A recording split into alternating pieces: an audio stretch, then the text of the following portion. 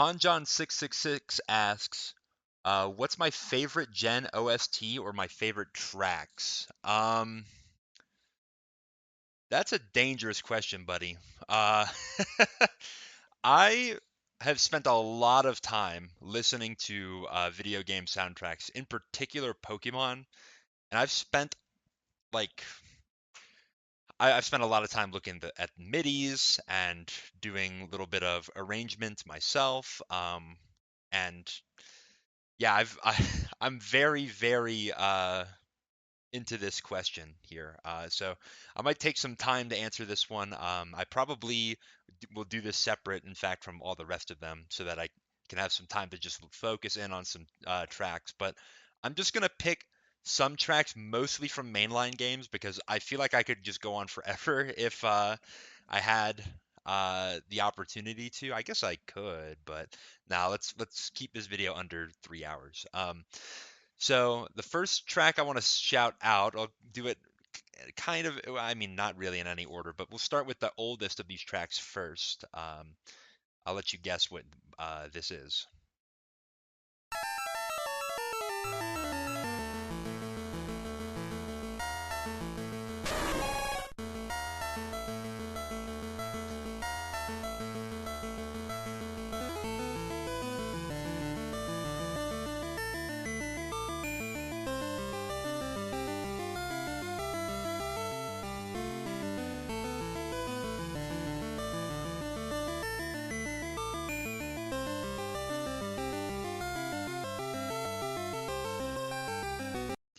All right, so that's Suicune's theme from Pokemon Crystal. I really like the rearrangement that they did in Heart Gold and Soul Silver as well. But I wanted to shout out the older version of this song because I think the Game Boy Color 4 audio channels, like they made really good use of them here.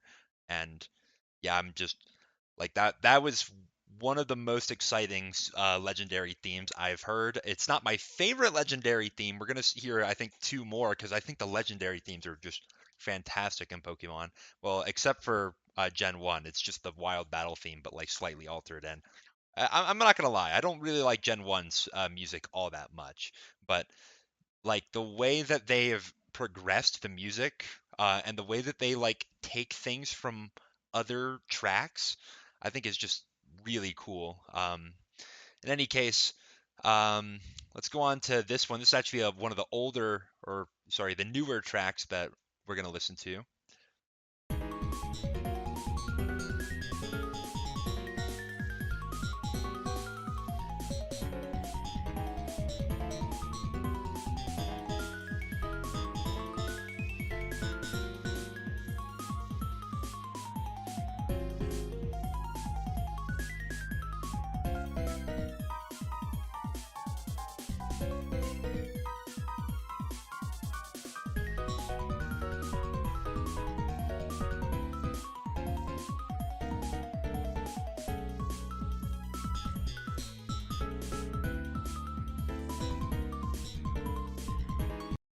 All right.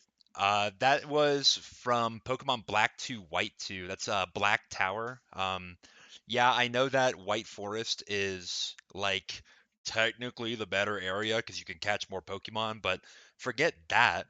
The music here is phenomenal. I really love that fast piano jazzy type vibe. It's a little bit, it's like it's not quite bebop. It's probably uh derivative down the line from bebop, but I I just think that that was really cool. It kind of reminds me a little bit of Persona music if you've ever listened to the Persona soundtracks, but I don't know. There's the simplicity of these like GBA DS sound fonts. I think it adds a lot of charm to these Pokemon tracks. Um, Next, let's talk about this. I go back and forth whether this is my favorite legendary theme or if it's my second favorite. We're gonna listen to the other contender in a moment, but let's hear this one first.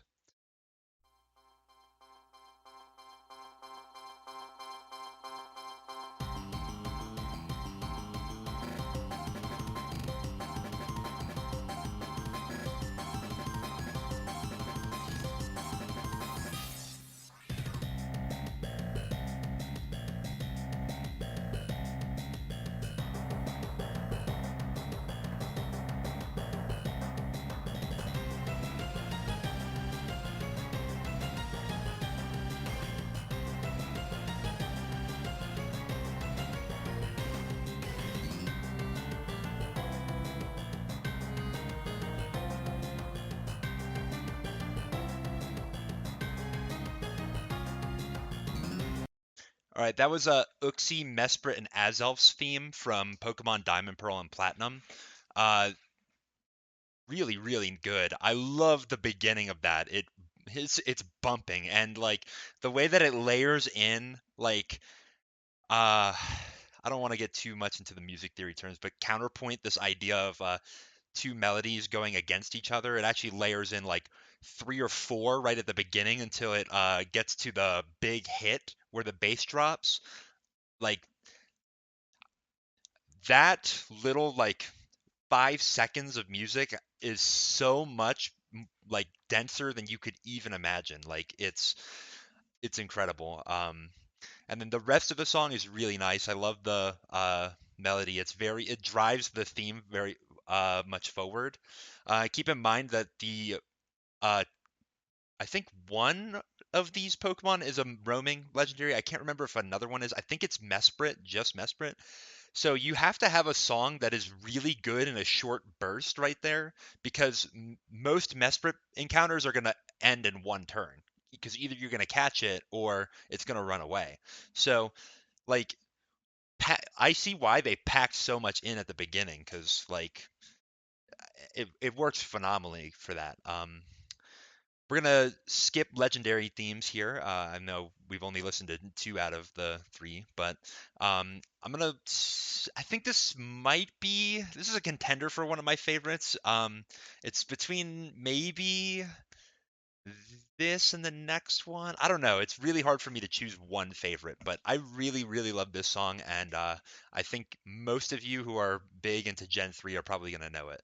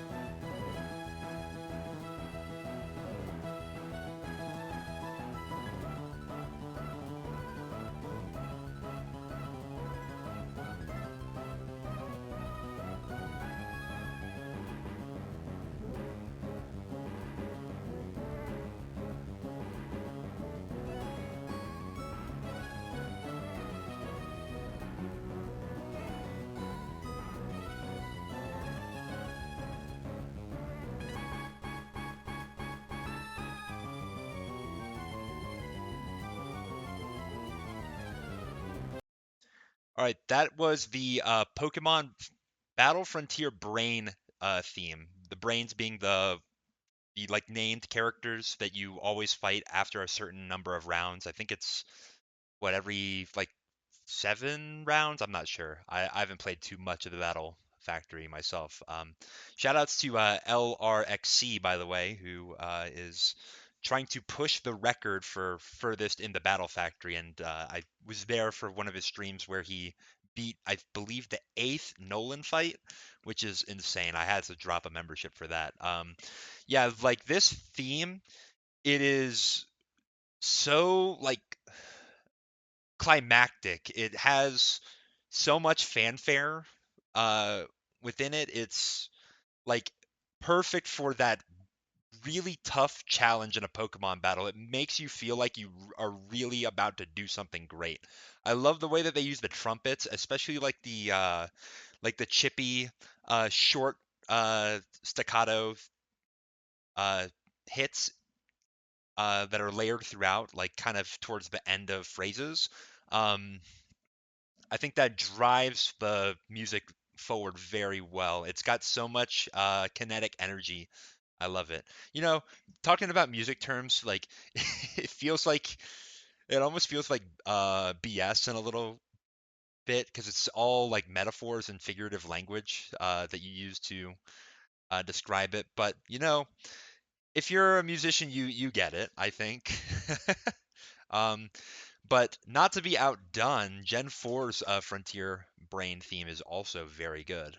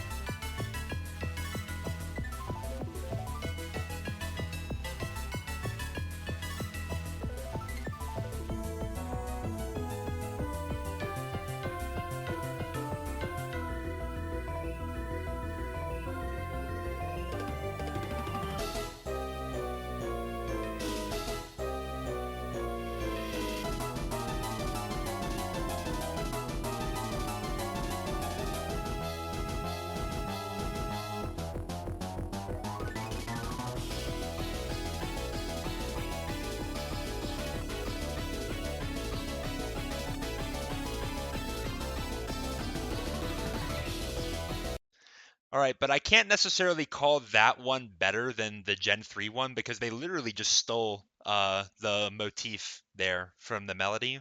I don't know if you guys caught that, but like when it builds up there and then it goes into the melody, the bum bum bum bum bum, like that idea.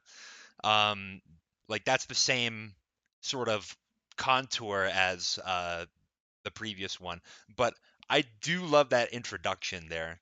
Um, I really, really like the use of the tubular bells. Like that's some of my favorite like timbre in music is the those tubular bells, and the way that they make a really nice melody out of it is nice. And then I love the organ that goes underneath as well. Really, really cool.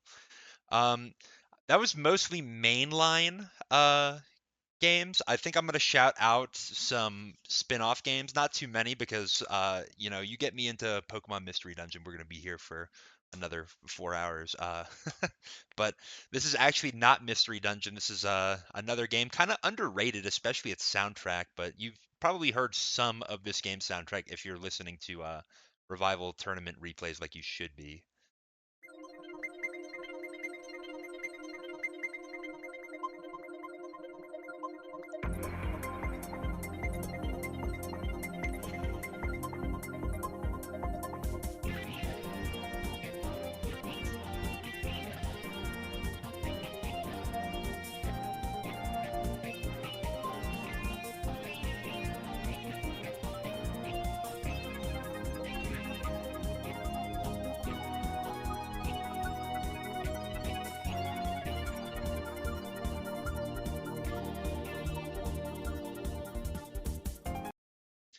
I stopped it right before the piano. Maybe I shouldn't have, but that's a Sunset Coliseum from Pokemon Battle Revolution. The developers who made this game, I think Genius Sonority is their name. Um, they also made Pokemon Coliseum and Pokemon XD. And did they make any other games? I'm not sure.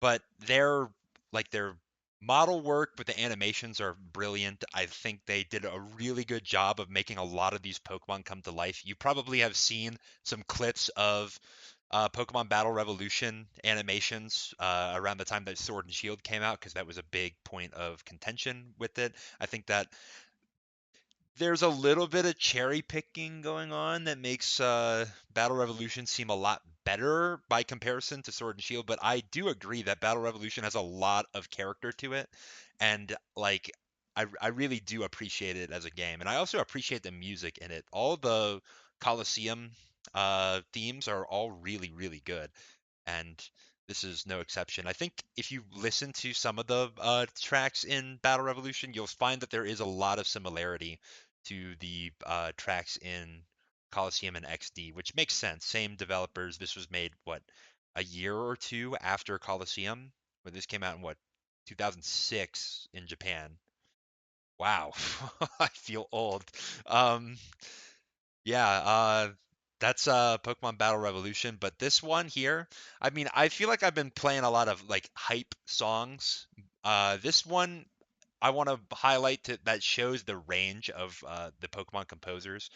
Not, I mean, obviously they're not all the same people making all of these songs, but this is just one of my favorites here.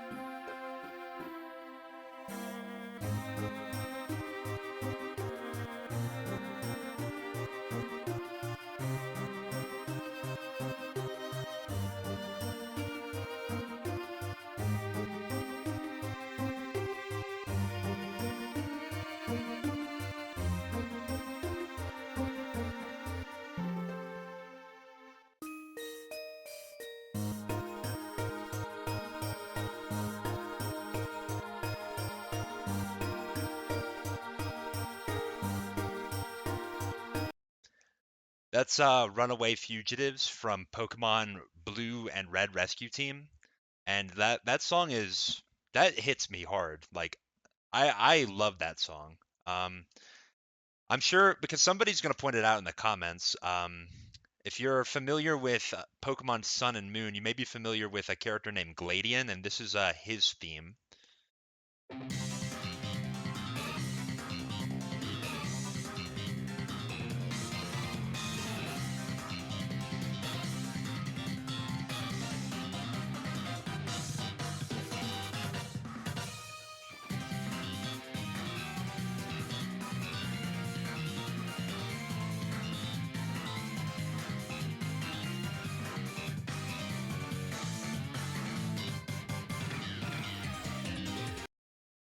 I don't know if you guys recognized that there, but the melody used in Gladian's theme is the same melody that is used in Runaway Fugitives. I mean, there's a little bit of difference.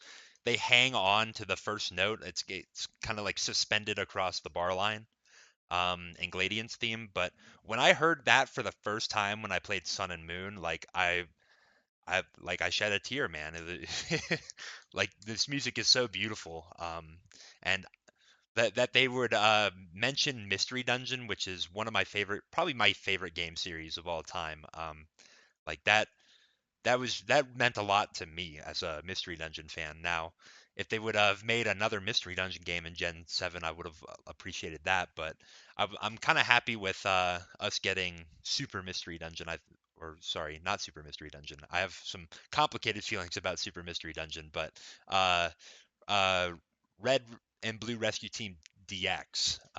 That was I thought that was a great remake, and I know that some people have been asking for potentially if I would play Mystery Dungeon on stream or for videos or something like that. I may have already answered questions about that. I don't know because I'm actually recording this before. Um, Probably, I'm definitely down to do it. I'll just see what I can swing. But the last song that I want to talk about is Ultra Necrozma's theme from Pokemon Ultra Sun and Ultra Moon.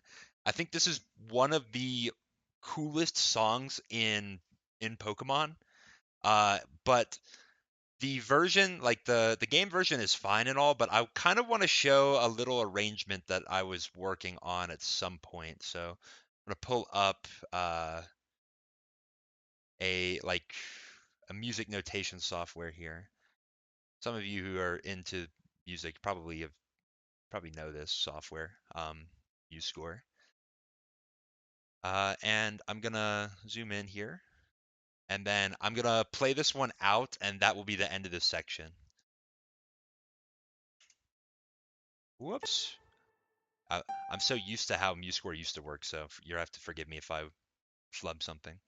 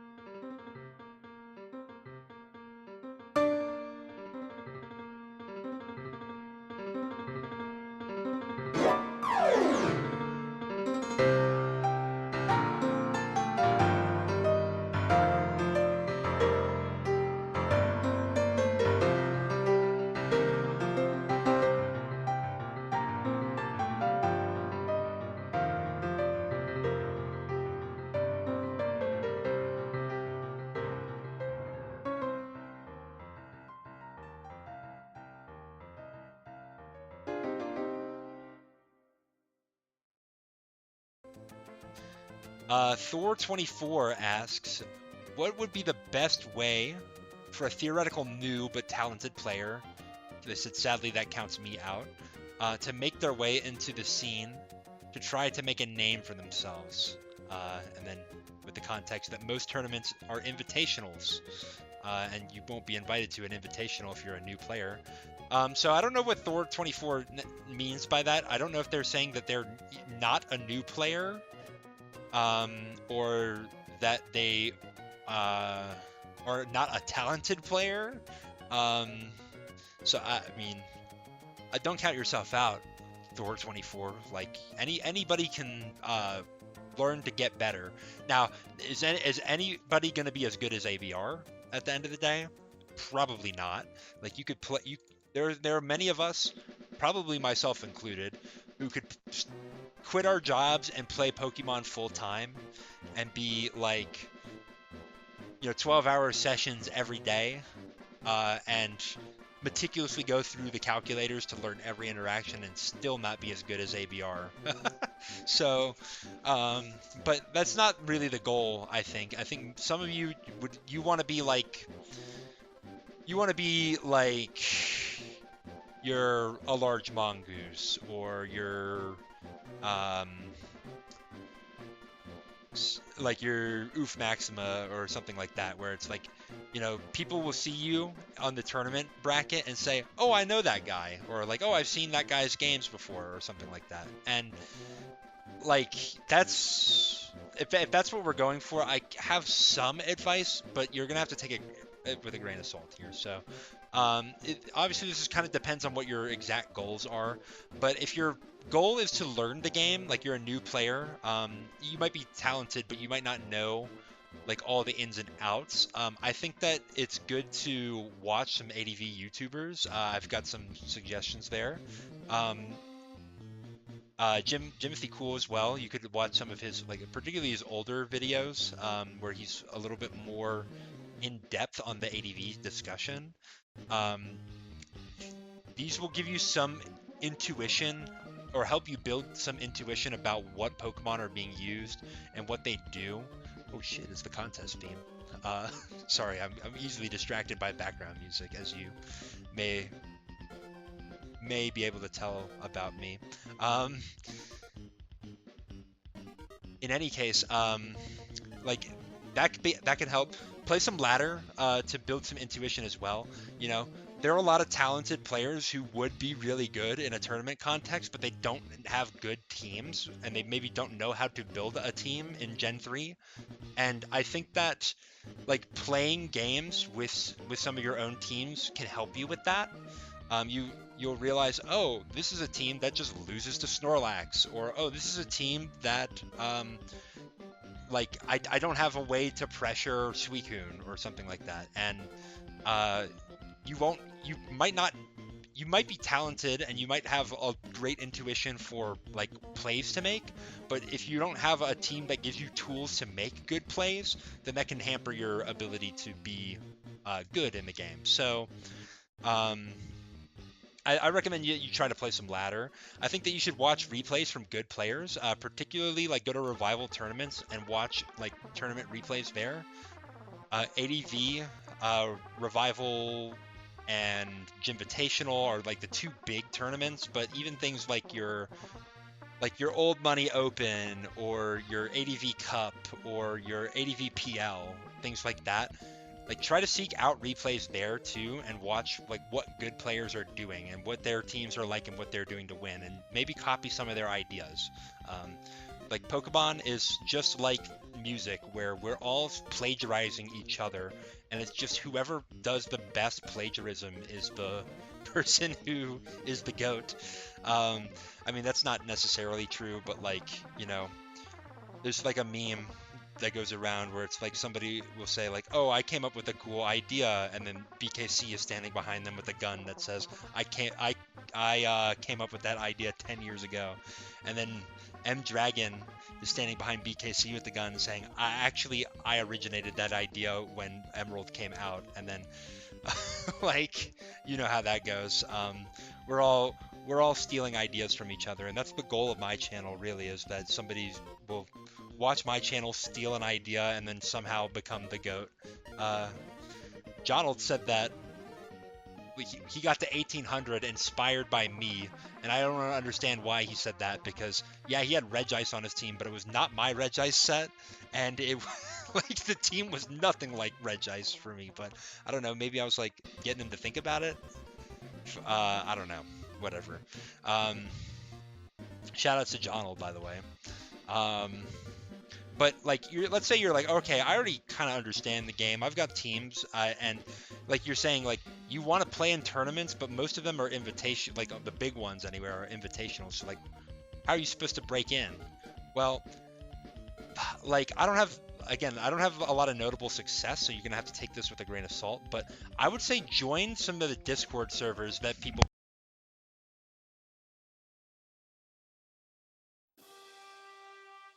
Sorry, my mic got unplugged there, and I kind of rambled on for the rest of the slide. So I'm switching up the music here, and I'm gonna sort of summarize what I said before. Is that maybe you already understand what the mechanics of this game are. Maybe you have some decent teams. Maybe you're good on ladder already, but you're like, I want to be able to prove myself. I want my name to get out there. Well, my suggestion to you, and again, keep in mind because I don't have tournament results myself, but is to join some Discord servers like Ruins of Alph, Revival Tournaments, Pokemon Perfect, and then you can play in the open tournaments that are held here. So Revival in particular has some open tournament series like Old Money. Trying to think, I think Iron Mugulus is another one. They're all named after like gym fake mons. And then Pokemon Perfect, I believe, is where they do ADV Cup, and I believe that for the most part, ADV Cup are open tournaments. So anybody can sign up. You'll get randomly matched up into people, and sometimes you'll play against some like strong players, because like the way that these players get invited to the invitational tournaments is by earning points in these open tournaments, right? It's not just like, oh, this is my buddy Z Panther who I really like and I want him to be in my tournament, so I'm giving him an invitation. Like Z Panther won a bunch of open tournament games and got points enough to get invited to these.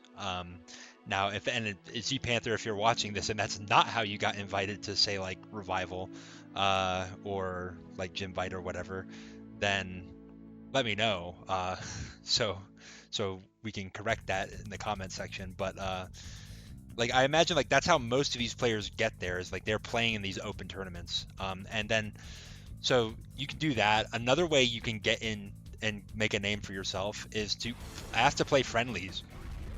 Top players, contrary to popular belief, like playing this game, and they want to play against people who know what they're doing, so that they can play good games.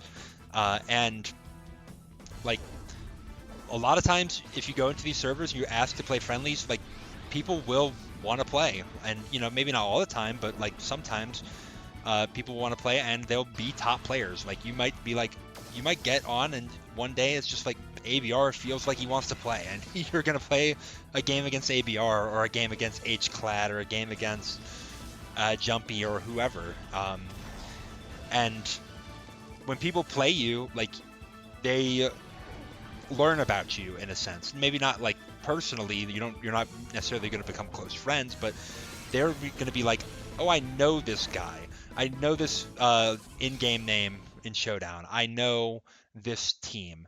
And like by being known, you can then be respected.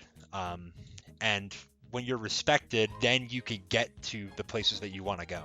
And this is more like, maybe this could be generalized to life in a sense. Like if you want to have a lot of friends, if you want to like meet people who are good at a certain thing, then go where those people are and hang out there and try to engage. Like, if you like, how do you make friends as an adult? This is a great, this is a question that I'm not even sure I know the answer to, but the strategies that I've seen that have worked for many people is you go to a public place, particularly a place where you can like do something like play games or play like sports, like you know your rec center or whatever, or like where people are engaging in something and you and like engage in that activity with them. That's a community building thing, and Pokemon is the same way.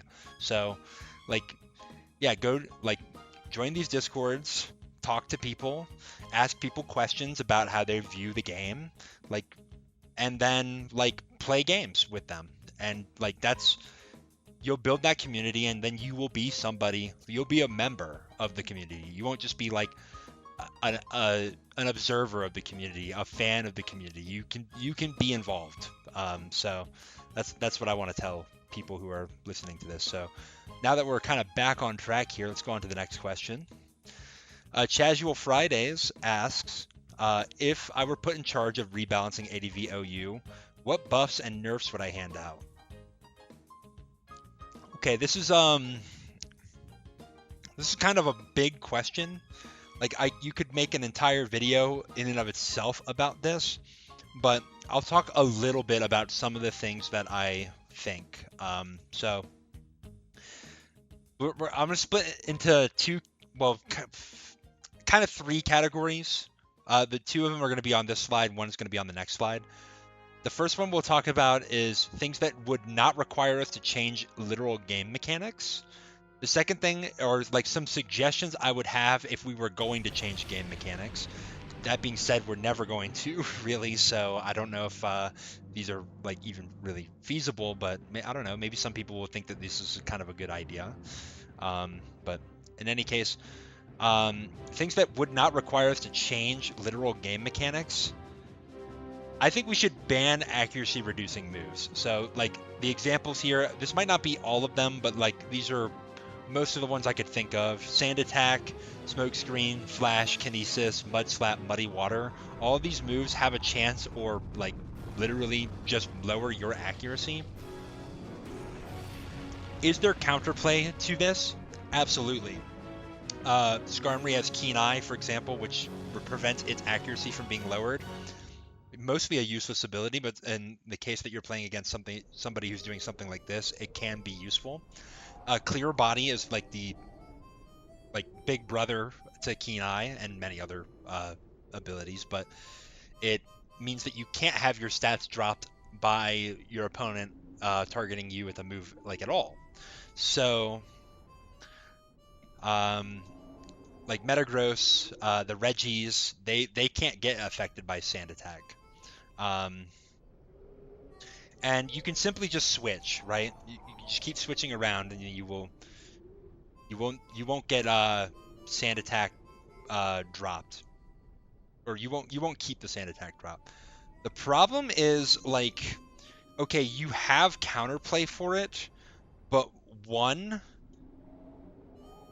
like, is this counterplay interactive? Is this promoting interaction in the game? And I would say that it is not. It is inherently uninteractive, because the way to contend with Sand Attack is to just keep switching, which like it's a one-dimensional strategy. It's something that is not particularly progressing the game in any sort of way. And most of the Pokemon that are making use of something like a Sand Attack or something like this, like they're trying to get you to switch. Like their goal is for you to switch so they get a free turn to do something. Particularly Ninjask, Sand Attacking into a Pokemon that like so that it will miss and not break the substitute, or it will miss its roar and not be able to take out your Baton Pass chain. And like, but to me that's not like, it's not fun, it's not skill expressive.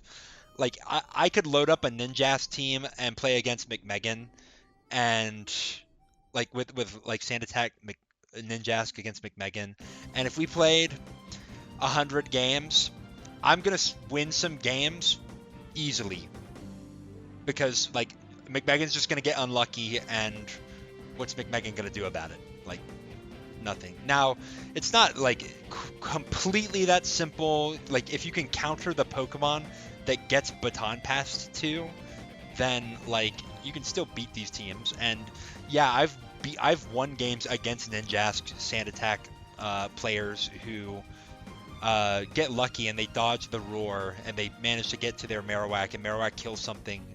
But I had something on my team that could handle Marowak. But like the thing is, like, do you have to construct your team like with the like accepting the fact that you are going to allow a Marowak with +2 speed behind a substitute to get a free turn?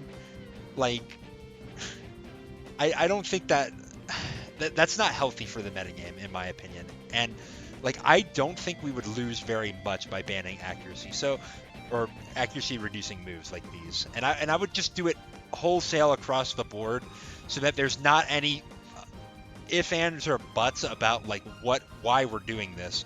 Like, to me, it's not just Sand Attack Ninjask. Like, Flash Porygon 2. Like, is that cheesy as hell? Yes. But like, it's really fucking lame too. Like the Porygon comes in and counter traps your Dugtrio, and then you go to something, and then the Porygon 2 says, well, you know what, you're trapped with me, so I'm gonna Flash, and if I just keep getting the accuracy drops, you can't switch, and then I'm gonna beat you down with Ice Beam. And it's like, well, that's lame too. And so cheesy, and like, I don't know. Like, do we really would we really miss those strategies? Like, I don't think so. I think what the most fun that I have playing the game, that most people have playing the game, are playing like some more standard type things, like your TSS, like your physical offense, like your CM pass, like stuff like that, you know? And I don't think we have to throw the whole Ninjask out for that, because like, to me, it's not an issue of Ninjask, it's an issue of just the mechanic itself. Accuracy as a mechanic itself is just so broken in Pokemon, and if we can do something to alleviate like the unfun nature of it, then I'm for that. So yeah, I'd ban all these moves. And it's like, yeah, Kinesis never gets used by Kadabra or Alakazam, so like, why do we need to ban that? And it's like, no, I mean, that, sure, but like, I think let's just make it unilateral. Let's just make it across the board, so that we don't have any. It's not about nerfing Ninjask. It's not about nerfing Porygon 2. It's not about like any of that. It's about getting rid of the thing that makes the game like not as fun. So there's been some discourse about like sleep and paralysis as well, like things that introduce a lot of variance into the game. And potentially, like, I've heard the idea thrown around for a paralysis clause, like working the same as sleep and freeze clause, where you can only paralyze one of your opponent's Pokemon at a time. I don't hate the idea of that, but I also don't know if that's like, I don't know if I'm that into that change, because I feel like other than accuracy moves, which are few and far between, like, this metagame to me feels really good to play. Like, there's the amount of specialization that each Pokemon has, and it feels like every Pokemon has use cases, or not every Pokemon, but many Pokemon have use cases. There's still some overlap where it's like you can still succeed with certain Pokemon on different teams. It's really nice, and the way that sleep and paralysis work right now kind of, in a sense, contributes to that, and changing it would alter the dynamics. And I'm not necessarily sure if I'm down to like rock the boat too much, because I like where the boat's going for the most part. Like, I just like accuracy moves to me is like the one easy thing we could get rid of right now and just make the tier better. at least in my opinion. Maybe you're somebody who likes like cheesy accuracy reducing sand attack ninja-esque, and like that's the way you love to play the game. And to that I say, I was gonna say something mean. To that I say, there are formats for that. They're called Anything Goes and Hackmons. Well, I don't even know if Hackmons has stuff like that. Battle Spot Singles, like you could play those. Right. Like, some people say like we shouldn't ban anything. Like we should be cartridge accurate. And I say like, okay, I understand that philosophy. But if you really, really, really want to be cartridge accurate, then why don't you just pick up the game and play it? Like, you can play the game. Like, there are emulators right now that'll let you play Link battles with people. Go play Link battles with your buddies if you want to play like completely cartridge accurate. Like to me, I'd rather play something that is made to be a little bit more of a fun experience. And to me, like a lot of the bans that have already taken place help in making the game more fun. And I think that accuracy is like just the one thing that I would add. Sleep and paralysis, it's like there are some unfun elements of sleep and paralysis. Like if you get slept for 4 turns, it's like basically you just lost your Pokemon. And it's not fun to get paralyzed like 3 turns in a row and stuff like that. But like I do like having to play around certain of these elements. I mean, I really like what Sleep Clause does for this. It's like, okay, I might be up against a Pokemon who is threatening to put something to sleep, and it might take that Pokemon out of the game, but I can make an intelligent decision about which Pokemon to let go to sleep, and then I can play the rest of the game around that. And to me, that there's still interaction there. Paralysis is a little bit less so. Freeze is definitely the least of those, but I think that those all have kind of their places. All right, so things that I would maybe change that would require changing game mechanics. This has to do with some of the variance stuff. I do think it would be a little bit more fun if there was slightly less variance in the game, or if the variance was reserved as counters to certain strategies, rather than just like innately in. I think Pokemon, like, okay, the counter argument some people would have to me is where I say, if you want cartridge accurate, just go play cartridge. Some people would say, well, if you want a game with no variance, go play chess. Like that's been said a lot, and like, okay, I get that, but like it's almost mimetic at this point. Like it's platitudinous even. I'm making up words just like Jim. I have a dictionary as well. But like, in any case, let's talk about some of these mechanics, right? Crits are just random. They can happen on any move except for like a select few that are hard coded to not be able to crit. For example, Seismic Toss, and for some reason, Doom Desire and Future Sight. And I think what crits are really nice for is that it can lead to comebacks for players who are on the back foot. You get a crit on something, and it's like, okay, well, now we're like evening it out the position. I mean, it can work in reverse as well, where it snowballs the advantage for somebody. But additionally, it's really good for helping you in situations where your opponent has like played to simplify the game, where they're going to just boost up to 10 million with one Pokemon and take as many turns as they damn well feel like to get there. And crits are there to just be like, hey, you know what? You can simplify the game there, but you have risks now, because in making the game simple, you've lost tools, and those tools could have been helpful to play into you having bad luck from a crit. So I think if you saved crits so that they can't happen until later in the game, what I'm saying is like at least 5 Pokemon are knocked out, from both sides. We're kind of into the mid game now. One person has on average, one person has 3 Pokemon left, one person has 4 Pokemon left. Now crits are involved, and now things can happen, and it would mean that people can play the beginning part of the game sort of with some kind of game plan in mind, where like crits aren't going to just ruin your game plan. And I think they would reward smart team building and smart decision making in the early game for players who are like very good and very consistent. I think like a player like ABR would take great advantage of this mechanic if it was changed like this. I think another thing I would do is maybe a Pokemon can only be frozen if it has stat modifications.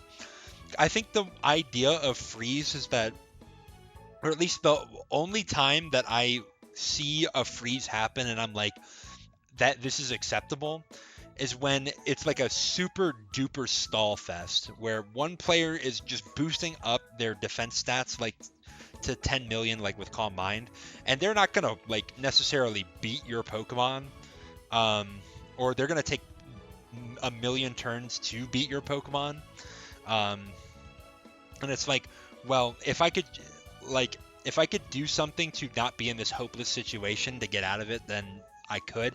I think freeze being used in that situation is kind of nice. Really, like a lot of these are just saying, I think that we should have some more counterplay around Pokemon boosting their stats.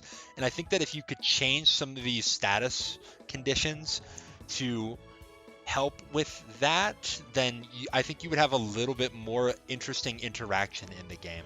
So I think, yeah, if you're only allowed to freeze a Pokemon that has stat modifications, like they used Calm Mind to get a +1 special attack, +1 SPDF, something like that. Or you could even have it like where it's like if they get intimidated and they have -1 attack and they're staying in for a long time, and you're getting a lot of Ice Beam opportunities on them, then maybe it punishes them for that. It's something that is like incentivizing switching to a degree. I think that could be an interesting way to go about it. It might not be the best way to balance freeze. Like I think the Frostbite from Pokemon Legends Arceus makes a lot of sense to me as well, but it's a way that we could go. And then like I don't love that there's just a chance that you don't get to act when you're paralyzed. I like the reducing your speed. I think that makes it useful in contexts where like you have a slow Pokemon like a Snorlax that could just destroy what's in front of it if only it was faster. And paralysis doing that is nice. But I think another thing you could tack on is like if you paralyze a Pokemon, they can't boost their stats anymore. So like you paralyze the Suicune, and it's like, oh, it can't use Calm Mind anymore. Like that could be kind of an interesting way to have some counterplay against like these boosting mons. Maybe I'm just Suicune hating here, but I think that would be a little bit more healthy than like just randomly not being able to act because you got hit by a 100% accurate move. So yeah. Now let's talk about some more Pokemon specific buffs. Maybe this is like more what you had in mind. One thing that I think would be really nice is if we buffed Leaf Blade, particularly for Sceptile. I know that there's some other Pokemon that get Leaf Blade, and yeah, it would buff them too, but like none of them are like meta relevant at all. So like if it destroys NU as a tier because we boosted Leaf Blade and now Blossom is going stupid down there, like okay, I mean I think this is acceptable. But if we buffed Leaf Blade from 70 base power to 80 base power, now we would see Sceptile having a 85% chance to 2-hit KO Suicune through leftovers, or it's guaranteed in the sand. I think that's the defensive Suicune set that we're getting this roll on, which is, I think that's pretty significant. And then like even if Swampert had like crazy high defense SPDF investment, we'd still have a chance to get the OHKO. As it stands right now, if it had this investment, we would actually not get the OHKO with Leaf Blade, which is kind of crazy. Now I know that Leaf Blade goes up to 90 base power, in future gens, but it also becomes a physical move. And Sceptile has a much lower attack stat than its special attack stat. So, like, even though it goes to 90 base power, it still almost feels like a 70 base power move because you have less attack investment, or just less base attack, I should say. But I think 80 would be very reasonable. I think it would keep it in line with moves like, like a Shadow Ball. It would almost be in line with like Rock Slide, which is a much better coverage move. It has a much more applicable effect with the flinch chance. Maybe that's another thing that maybe we could change. Like if we're changing game mechanics, I think Rock Slide having maybe like a 20% flinch chance instead of a 30 could be a decent change. Might tank Aerodactyl a little bit, but I think that's worth it.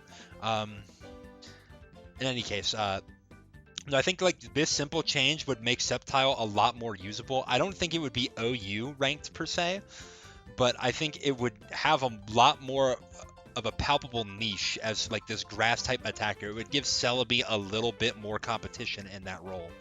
And frankly, it might make Sceptile better than Venusaur. I don't know. That would be an interesting question. That's a good comment if you are listening this far in. Leave a comment if we buffed Leaf Blade to 80 base power, do you think Sceptile would be better than Venusaur? Or maybe you already think that Sceptile is better than Venusaur, and that would be an interesting discussion to have as well. Another thing I would change, Armaldo and Kabutops, as we found out through our video, cannot run Knockoff and Rapid Spin on the same set. So I would change it so that Knockoff was in fact a level up move, and they can run Knockoff and Rapid Spin on the same set. I don't think that would make them necessarily that much more viable, but like having the option to do both on one set could be really good for compressing rolls. And yeah. Another thing I would do is let Entei have Sacred Fire. Now, Sacred Fire is not a physical move in this generation, so Entei would not get to enjoy spamming a stronger physical fire type move, but it would give it a little bit more of a niche as this like status spreading Calm Minder that actually I think it would get some use, because as it stands right now, it is literally just like, I mean, it has Calm Mind and there aren't very many other fire types that get that, but like Moltres, Charizard, hell, even Houndoom are like just completely mogging it because it really does not have a good niche. It doesn't get Will-O-Wisp either, so like Sacred Fire would at least give it some method of punishing physical attackers. It would maybe make it a pretty dangerous Calm Minder. It might be in the same sort of conversation as like a Raikou. Maybe. Probably not. I don't know. But yeah, I think letting Entei have Sacred Fire. I always want to say Sentei. I don't know why. But let Entei have Sacred Fire. And the last thing is that I would buff Future Sight and also kind of Doom Desire. I think if they were 90% accurate, that would be a little bit more fair. I mean, Doom Desire is only 85, which is not that bad. Is Future Sight really that bad? It must be, because if I wrote it like this, but Future Sight. Oh, Celebi gets Future Sight. That's interesting. I mean, Future Sight's already 90% accurate. If you made it 100% accurate, I don't think it would be that big a deal. And then I would buff Future Sight's base power, regardless of whether we're buffing its accuracy or not, from 80 to 100. Because as it stands, it's like, okay, why would I click Future Sight if I could just click Psychic, I get the stab boost, and it's stronger, like base power wise anyway. So like, I mean, yeah, like Tyranitar can switch in on Psychic. It can't really switch in on Future Sight, but like, as it stands, for the most part, Future Sight is a really like mediocre move. And You know, I guess it's kind of also to do with the mechanic of like it calculates how much damage it's going to do based on the target when you use the move. And there are not that many Pokemon that have like really low special defense stats, like there is with Blissey having a really low defense stat to abuse with Doom Desire. So I don't know if it would see that much use, but it would be a nice buff for something like Slowbro, and maybe even Gardevoir, who force switches in certain ways. Like Gardevoir more so because it's offensively threatening, and Slowbro because it's more so threatening to wall something. Like you bring Slowbro in it versus a Metagross, and it's like, well, Metagross doesn't want to boom against a Slowbro, so it's gonna switch, and then you have a free turn to click Future Sight. So that could be nice. Maybe also give Slowbro slack off. I don't know. I mean, I don't think it would be that. I don't think it would be any better than Starmie if it had slack off this generation. So, like, let bro eat. Sort of related here, but Whitgiz has the question: would I remove crits from the game if I could, specifically in ADV? So I guess that means that like maybe there's some wiggle room to talk about this in other generations, but I guess we will gear it towards ADV. Let's talk about the mechanics more particularly, because I know we kind of know that crits are like these random things that make you deal more damage, but like what specifically do they do? Well, from gens 2 to 5, a critical hit is double damage. 6 and onwards, it's 1.5 times damage. Starting in Gen 3, when a move scores a critical hit, the attacker's negative stat changes and the defender's positive stat changes, including, I think, screens, are ignored.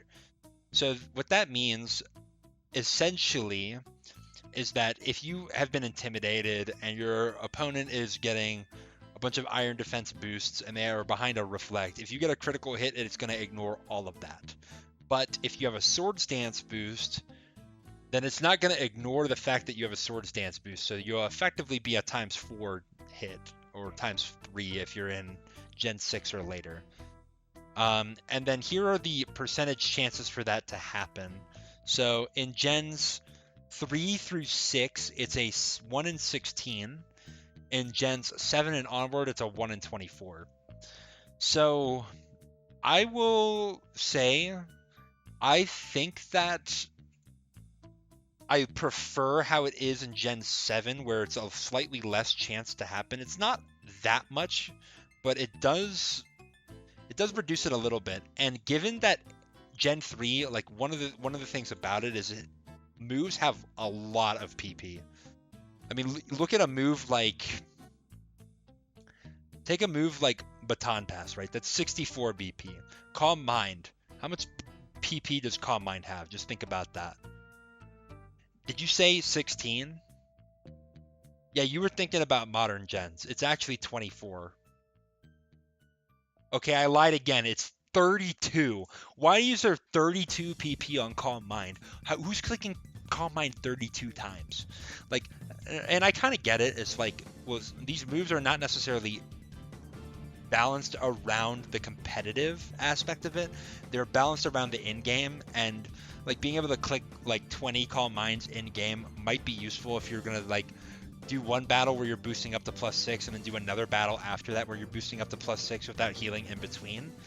But like in a competitive context, moves having really high PP like this means that you just get to click a lot of buttons, and when you have a higher crit chance, like it kind of compounds. More moves are clicked in ADV because there's more PP. Also, there's not quite as high a power creep. Like you don't have crazy strong wall breakers in ADV like you do in future generations. So like with more clicks and a higher chance to crit, you see a lot of crits in ADV, I think, as compared to modern gens. And I don't necessarily love that. I think 1 in 24 is a little bit more reasonable. The thing is, I would not remove crits from the game because I think that they're valuable for punishing players who do like really like like passive strategies where they're just staying in and clicking things like cosmic power and iron defense and amnesia and never like actually trying to make any progress. Like it's an effective means to find foothold against somebody who's PP stalling you. Now, it's not always going to work, but like the fact that it introduces some element of risk to those strategies, I think is what's important. And that a player has to sort of game plan around the idea that maybe I might get crit, and what do I do? And that's why Porygon runs as much defense as it does on its moveset. Because if there were no crits in the game, you wouldn't have to run that much. So I think that they're good for the game. I think that if they were a little less prominent, like you didn't see them quite as much. So like the way that they are in Gen 7 and onwards. And then I don't know how I feel about the ×2 crits. Maybe if you had crits where they scaled based on your target's modifiers, where it's like every stage boost you added some additional amount of damage that you dealt, so that it made it riskier to go for like a +6 boost. That could be kind of interesting, and then players would have to like make value judgments about like, okay, I want to get to +4 to hit something, but I recognize I'm going to take more damage if I keep boosting and I get crit. That could be something. I don't know if 1.5 times is the way to go for ADV, because again, like the overall power level in ADV is a little bit lower, and sometimes these crits make progress, whereas a 1.5 times crit wouldn't. But then again, it's like you're already relying on some luck-based thing to make progress in the first place. It's like, I think if we mitigate the effect of luck a little bit, that could help as well. So I don't know. Maybe I'm just saying like Gen 7 crits is the peak. Speaking of the peak, shoutouts to Mirror B. But I don't know. I guess I like the Gen 7 crits. So that's probably what I would do with ADV. At least try it out, see how it goes. Probably wouldn't change the game too significantly, but I think it could help the game be a little bit less frustrating, particularly in the beginning of the game. Porter B8 or Porter Bait asks me which ADV OU Pokemon has the least aura and which one has the most sauce. I'll say this. Porter has the means to just ask me this question in person if he wants to, but I guess he wants me to have some content for the video, so I appreciate that. Here's the list of ADV OU Pokemon. I have the viability rankings, and I cut out the 3 who are not actually ADV OU ranked. Thankfully, I don't have to cut out Medicham because the council made the right decision here and promoted Medicham, because it is legit a pretty good Pokemon. Which one of these has the least aura? To me, that's like saying which Pokemon is like the lamest. And it's like, well, Ninjask is probably the answer, but like we're talking about OU in particular, right? I think maybe the answer to this question is Magneton. Yeah, I understand Magneton is really good at removing Skarmory, and Skarmory is one of the toughest Pokemon to remove in the format. But like to me, like that's kind of the long and the short of what Magneton can do. Like the most you're hoping to get out of Magneton is it eliminates Skarmory, and then it clicks one more move. Like it gets a Toxic off on Swampert, or it Thunder Waves a Tyranitar or something like that. It uses Rain Dance, and then it dies, you know? And that's what you're trying to do with this. And to me, it's like it's a little bit, it's a little less dimensional than other Pokemon. don't know if I would say it's completely like one-dimensional idea where it only does one thing, but like it does not have nearly as much sauce to it as other Pokemon because basically it's designed to do one thing, and once it accomplishes that, it's kind of like, you know, it's no better than any other Pokemon in the tier at doing stuff, you know. Um, I mean, you could argue like, oh, it's got a higher special attack stat than Jolteon, so it's a better Thunderbolt spammer in the late game. I mean, okay, maybe, but like Jolteon's got some sauce to it because it's so fast, right? It makes it kind of a dangerous revenge killer against a team that is worn down by spikes. You know, that's why you see that Jolt Spikes offense going around. So yeah, I would say Magneton's got the least aura. As for which one has the most sauce, that's like to me a question of which Pokemon does it like feel really good to play. And like I almost want to say Metacham, but like low key Metacham is one bad play away from it just being useless. Like you go for that focus punch predicting a switch and then they hit you and it's like, oh well, GG. So I think it's, to me, it's an argument between two Pokemon here. That's got to be Metagross and Charizard. And look at this Metagross fit. He's got that shit on right now. He's got the Gucci Louis Vuitton watch. I mean, I'm sorry, I don't know fashion at all. I don't even think Louis Vuitton makes watches. But he's got a monocle and a dope ass hat with the feathers and the rose. Like that's cool. And then of course Charizard's got that aura. Like that's the most expensive Pokemon card ever. So these two, they've got some drip, and they also feel really nice to play in ADV, especially on like your offense style teams. Like Agility Metagross, you go for that Meteor Mash and you get the raise, and it's like chef's kiss. If the game is over, that is really awesome. And then Charizard, you predict the switch, you get the beat up on a Blissey coming in, or Focus Punch on Tyranitar coming in. You HP Grass Swampert. You go for a massive Fire Blast into a Skarmory. Like, it's got some really cool stuff going on. I have never heard this one before. What? No, actually, I probably have playing the game, but like, what is this?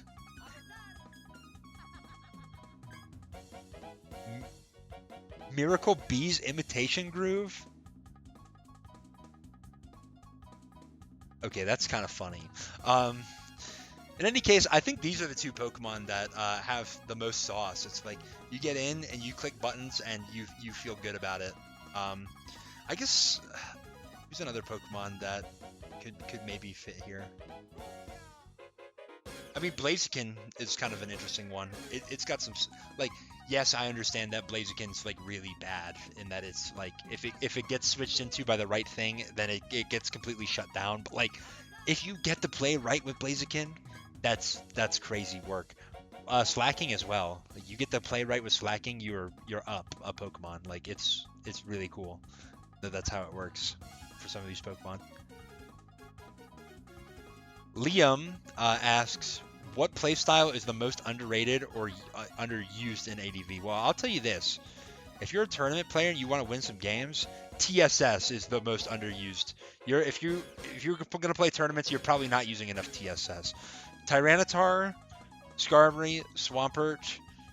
I mean, okay, I know that's not what TSS stands for, but like these Pokemon are really good, and like, you know, maybe you say, all right, Blissey instead of Swampert, but in any case, you want like this passive damage that makes it so much easier to play games, to set up spikes, set up sand, get toxic off on things.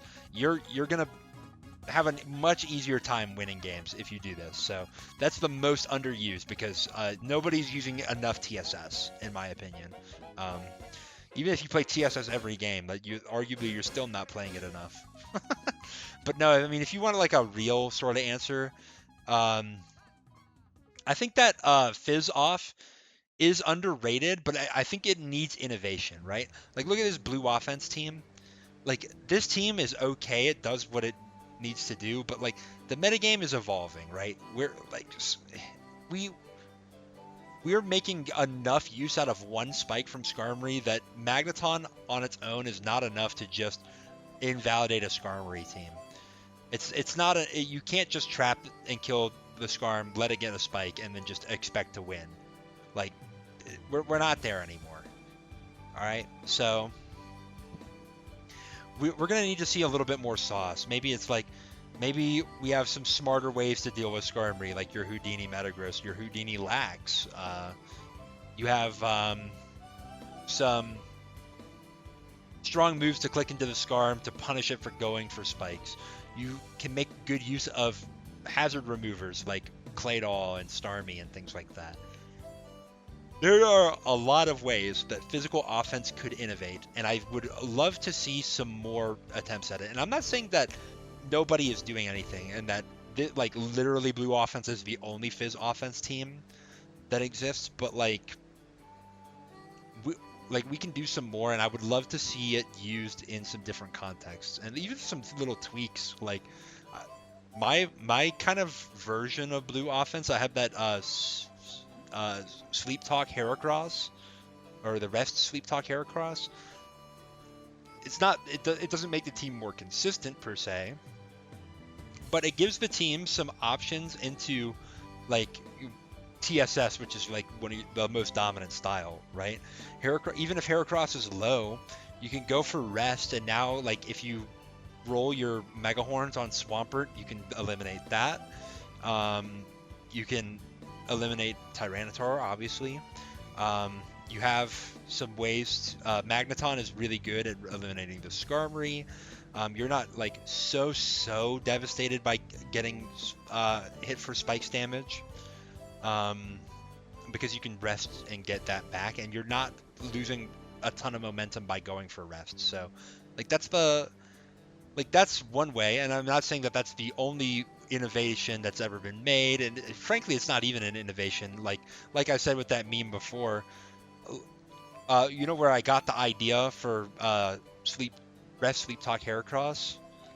It was M Dragon. I saw an M Dragon team that had that, and I was like, oh, that would be cool. I want to put that on Blue Offense and see how it works. So, like, and I'm sure that there's been other players who have thought that same thing. Like, this team may not even be original at all. So, like, it probably isn't. So, like, but little things like that can go a long way to making this playstyle a little bit more viable, a little bit more palatable against the other common metagame styles. What's my least favorite ADV team archetype by... I'm not gonna lie, I can't read that. I don't know what it is. It's in a language I don't speak, so forgive me if I can't say your name. But my least favorite ADV team archetype, I think it probably is this. Swords Dance Celebi, Swords Dance Pass, I feel like is not... It does not have sauce. Like, it's so easily stopped by, like, your Roar bulky waters, particularly like Suicune, Swampert. It's also not great into Skarmory. You're probably gonna need Magneton for it, and like that's kind of the thing is like I think we can probably get to a point where we don't have to run Magneton on every Fizz offense team, because like there are other ways you can deal with Skarmory. And now, yeah, Magneton's the easiest way, but it's not always the best way, because what is it? It can't really do that much outside of dealing with Skarm. So consider this little part of like these last 3 or so questions to be a mini Magneton video on why I don't like Magneton. But like, yeah, I think that SD Pass Celebi is like it's one of the, to me, one of the weaker team archetypes. I don't really like it, and it also to me is like not the best use of Celebi either. Like Celebi I think likes to Calm Mind and then take advantage of one of its stabs for damage, and then you can Baton Pass thereafter. Maybe there's another Swords Dancer with Baton Pass that could be used on these type of teams that would give it a little bit more sauce. So let's see, who are our options? I guess there's Scizor. and Absol, and Mawile. Okay, I understand why. I understand why Celebi is the passer of choice here. Yeah, I don't know. Let's move on. Zombie Mence, who's it's kind of interesting profile picture. A lot of notable people have shared their opinion in the past, but you want to hear it from me. Latias and ADVOU, without Soldu. Absurdly broken or manageable under the right circumstances. Okay. So I mean, I'm familiar with Latias. I know what it does in like Gen 6, Gen 7, so on.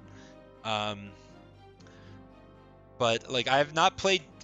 I mean, I've not played Ubers in this generation, so maybe I should try it. But I've seen some Uber games played, but like I'm gonna have to take a look at this, like the stats here. So I'm looking at the stat blocks, base 600. So I mean, that's not. There are OU Pokemon that are base 600. Take like Jirachi, take like Celebi, for example, right? But let's see. What I'm seeing here in terms of stats, you have similar physical bulk to Salamence. You're a little bit less HP, but I think a little bit more defense. So that's one thing. You have Gengar's speed stat. You have Umbreon's special defense stat, and I want to note that Pursuit is a special attack in this generation. So Pursuit trapping or Latias is not always the most tenable thing. There you go, the gym word right there, tenable. But let's just look at the Ubers combined set. I guess they're running 240 HP. Okay. So, and then let's put this up against Pursuit Tyranno. All right, so Crunch, which is the same damage that Pursuit would do if you're switching out, deals 40% to Latias. Keep in mind that Latias has Recover. And it's got Bolt Beam coverage. You have Dragon Claw to hit Dragon types, although in this format, you're probably fine to get away with Ice Beam because it hits the other two Dragon types that are more prominent. For more damage, I guess you might want to run Dragon Claw to hit opposing Latias, maybe. But in any case, I'm kind of looking at this. Recover, Calm Mind, Refresh. To me, this looks broken. Like, and I don't even think it would add much, like, good to the metagame. I think what it actually would do is it would, like, kill Pokemon like, Flygon. Because, well, this is a levitating dragon type. Yeah, it doesn't have ground type moves, and it maybe isn't quite as good into something like, I don't know. What is Flygon particularly good into? Electric types that have HP Grass. Oh well, I mean, Latias is great into those too. I mean, it's kind of good into Aerodactyl, whereas Latias would not be as good into Aerodactyl. But I feel like a Latias plus Swampert idea is going to be really strong. And like, yeah, I think the coverage is just too much on this guy. Like, I don't even know what other moves it gets. That I would be able to abuse down here. Let's take a look. Earthquake. I mean, that could be interesting. There's like a tech option to hit, say, like a Tyranitar or Metagross. It's a great track, by the way. Waterfall. Not really much of a move, but kind of interesting. You have screens. That could be something good.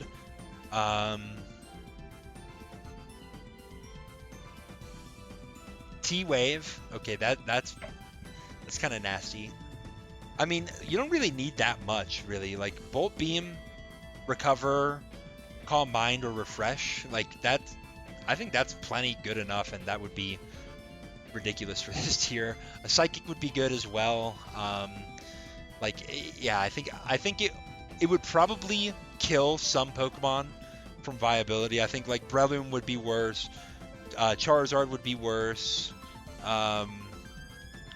Gyarados would be worse. Flygon would be worse. Like, there's so many Pokemon that this would hurt, and like, what would rise up to beat it? Blissey? Okay, well, Blissey's already one of the most common Pokemon in the tier. Already one of the best, so. Celebi? Like, oh, okay, Celebi is also similarly already one of the better Pokemon in the tier. Jirachi? Like, okay, I mean, Jirachi is still one of the better Pokemon in the tier, but like, maybe there's an argument there. It's like, it'd be good for Jirachi's viability, but like, is it worth it to tank so many of these other Pokemon? I guess Snorlax would get better. And yeah, but like, I don't know. I don't think it would be a healthy presence for the tier. I think even without Soul Dew, it would probably be broken. I don't know if it would be like absurdly broken, in the way that like if we dropped Kyogre down into the tier, but I think it would still be a little bit too much, and I don't think it would be a positive impact. In fact, I don't. What are the Ubers in this format? Or would any of them be good to drop?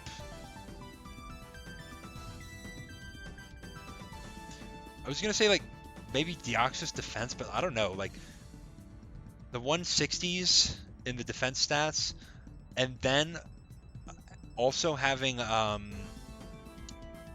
mean 90 speed's not bad, and then recover is like that's kind of tough. And I think it's got Calm Mind, right? Yes, it does. So like it would be a crazy boost sweeper as well. I mean, I don't think you could add any of these guys, really. Like Latias, okay, maybe Latias would be like the weakest of the Ubers, but like I'm saying I don't think Latias would be a healthy presence for this metagame. I think it's just a little too strong. Maybe if it didn't have Levitate. Maybe if it didn't have Levitate, it could be used like reasonable, but or if it wasn't so fast. Or if it didn't have Thunderbolt and Ice Beam. Like, you know? It's just got too many things. Okay. Truly Alex O, who is somebody from my draft league, asks if I could make one Pokemon a time traveler and bring it to ADV. Well, this is already kind of a flawed premise because Celebi's a time traveler and already an ADV, but we'll continue. What would you use and why would it be Grafaiai? Okay, what is up with this? Like this, you want to give me a choice, but then you like take the choice away from me at the end.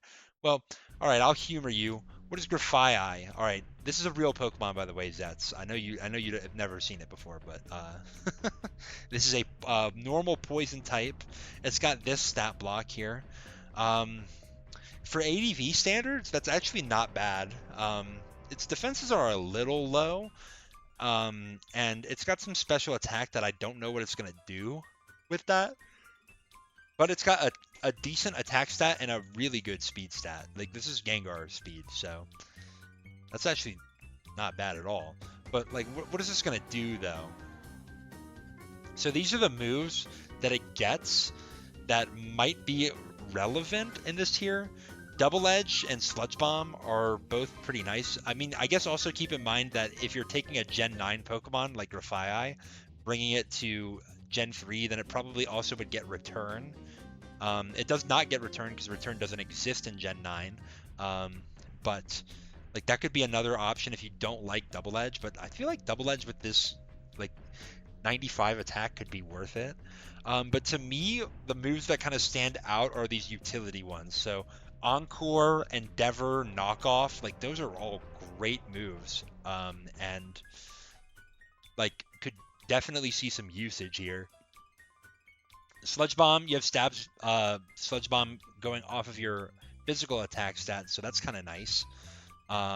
Super Fang, this is a move I believe only Raticate gets in this generation.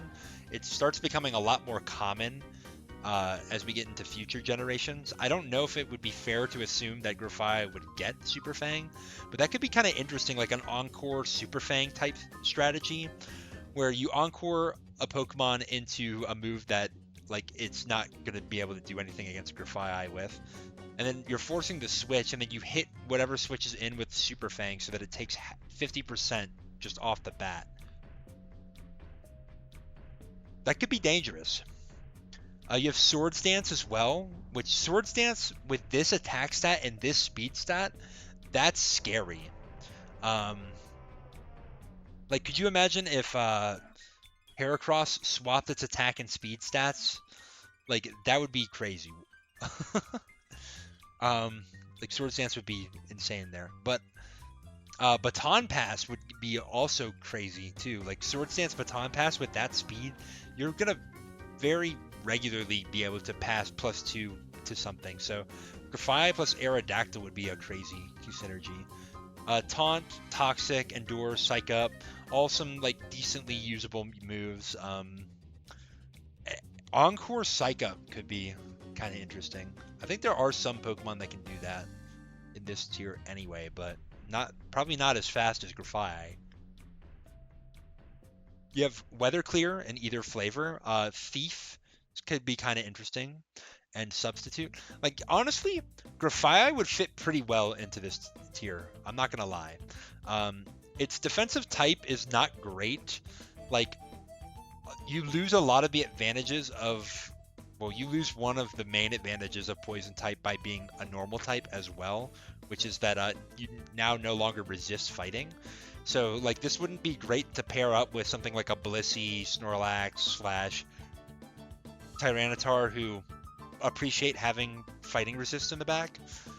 But, no, this wouldn't be a bad Pokemon. But if you asked me, like if you actually gave me the choice, which Pokemon would I bring back? I thought pretty hard about this one, but I think one of the Pokemon, and ironically it's just 2 Pokedex entries down from Grafai, is this guy, Bramblegast. I don't know if you've played Gen 9 enough to know what Bramblegast does, but it is this grass ghost type Pokemon. Here's its stat spread. It's pretty typical ghost type where it's got pretty low defenses, but 90 speed is pretty respectable. That would be the same as like Moltres, for example, and 115 attack, so it would be tying Banette, for example. So whatever you think about Banette, like keep in mind that Bramblegast is there. It's doing that same thing. It's actually got pretty similar defense of profile to Banette as well. It's got a little less HP, but a slight bit more defense and special defense. And then it's got a little bit of special attack to work with, at least enough that you could run a grass move and threaten Swampert. And these are the moves that it gets, and I put some stars next to ones that I think would be really notable. But like Curse, Disable, Leech Seed, all of these can be really interesting for a disrupting ghost type. Pain Split to get some HP back. Block plus Curse could be kind of crazy. Spite, Thief, all these moves are like kind of niche here. Nightshade kind of cool, but I would probably rather just run Shadow Ball because that's going to give you a strong stab move off your base 115 attack. Giga Drain is kind of nice in case you want it versus Swampert. Could be a good way to, could be a decent mixed attacker in that sense, but really like the moves that are great, I probably should have put a star next to Leech Seed as well. Leech Seed, that's phenomenal. Rapid Spin, that's phenomenal. And Spikes, that's phenomenal. So this would be a extremely crazy amount of roll compression where you'd have a spiker, a spinner, and a spin blocker all in one. And like you might say like, oh, that would be kind of broken, but like Bramblegast being a grass type, low key is a good way to balance it in Gen 3. There are a lot of fire type moves. HP Flying is common.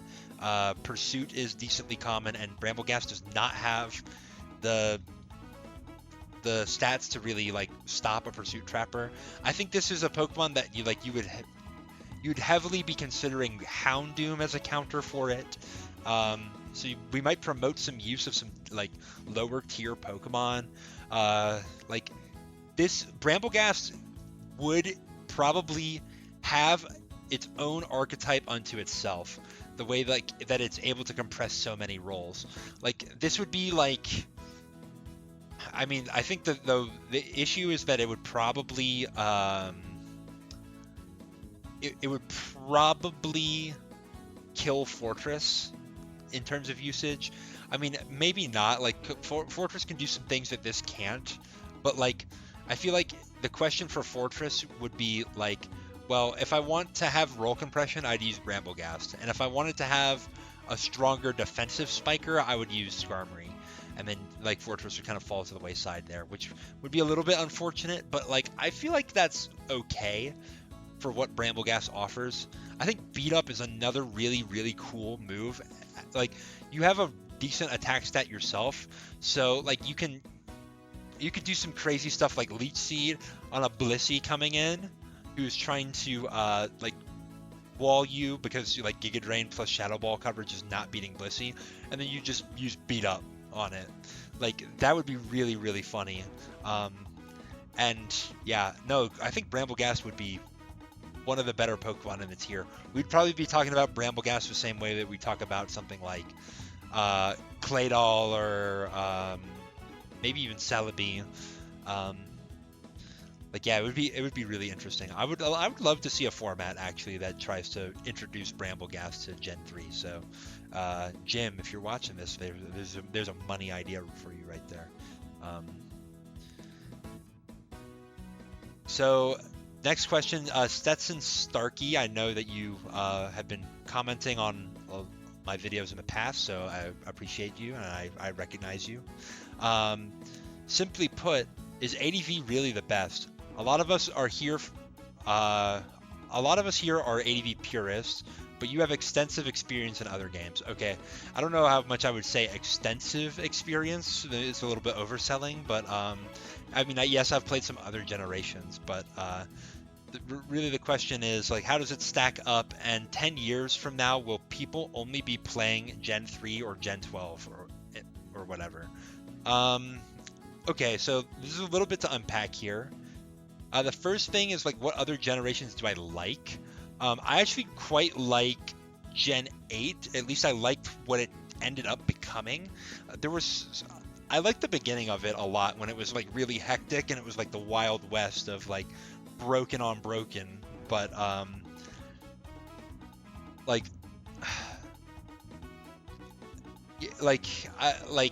don't know. I did not like Dynamax when that was a thing, but they banned that pretty quick, so that kind of saved the tier for me. And then they introduced some things like Magearna and Melmetal to the game. Magearna got banned. Melmetal actually stayed, which I think was probably fine. It was an alright Pokemon, not too broken. And like what it ended up becoming, there was a lot of really good balance teams in the format, and I think that what generally, or at least generally what I find, is that when a metagame promotes the balanced playstyle with its mechanics, with its Pokemon, then the generation is usually better.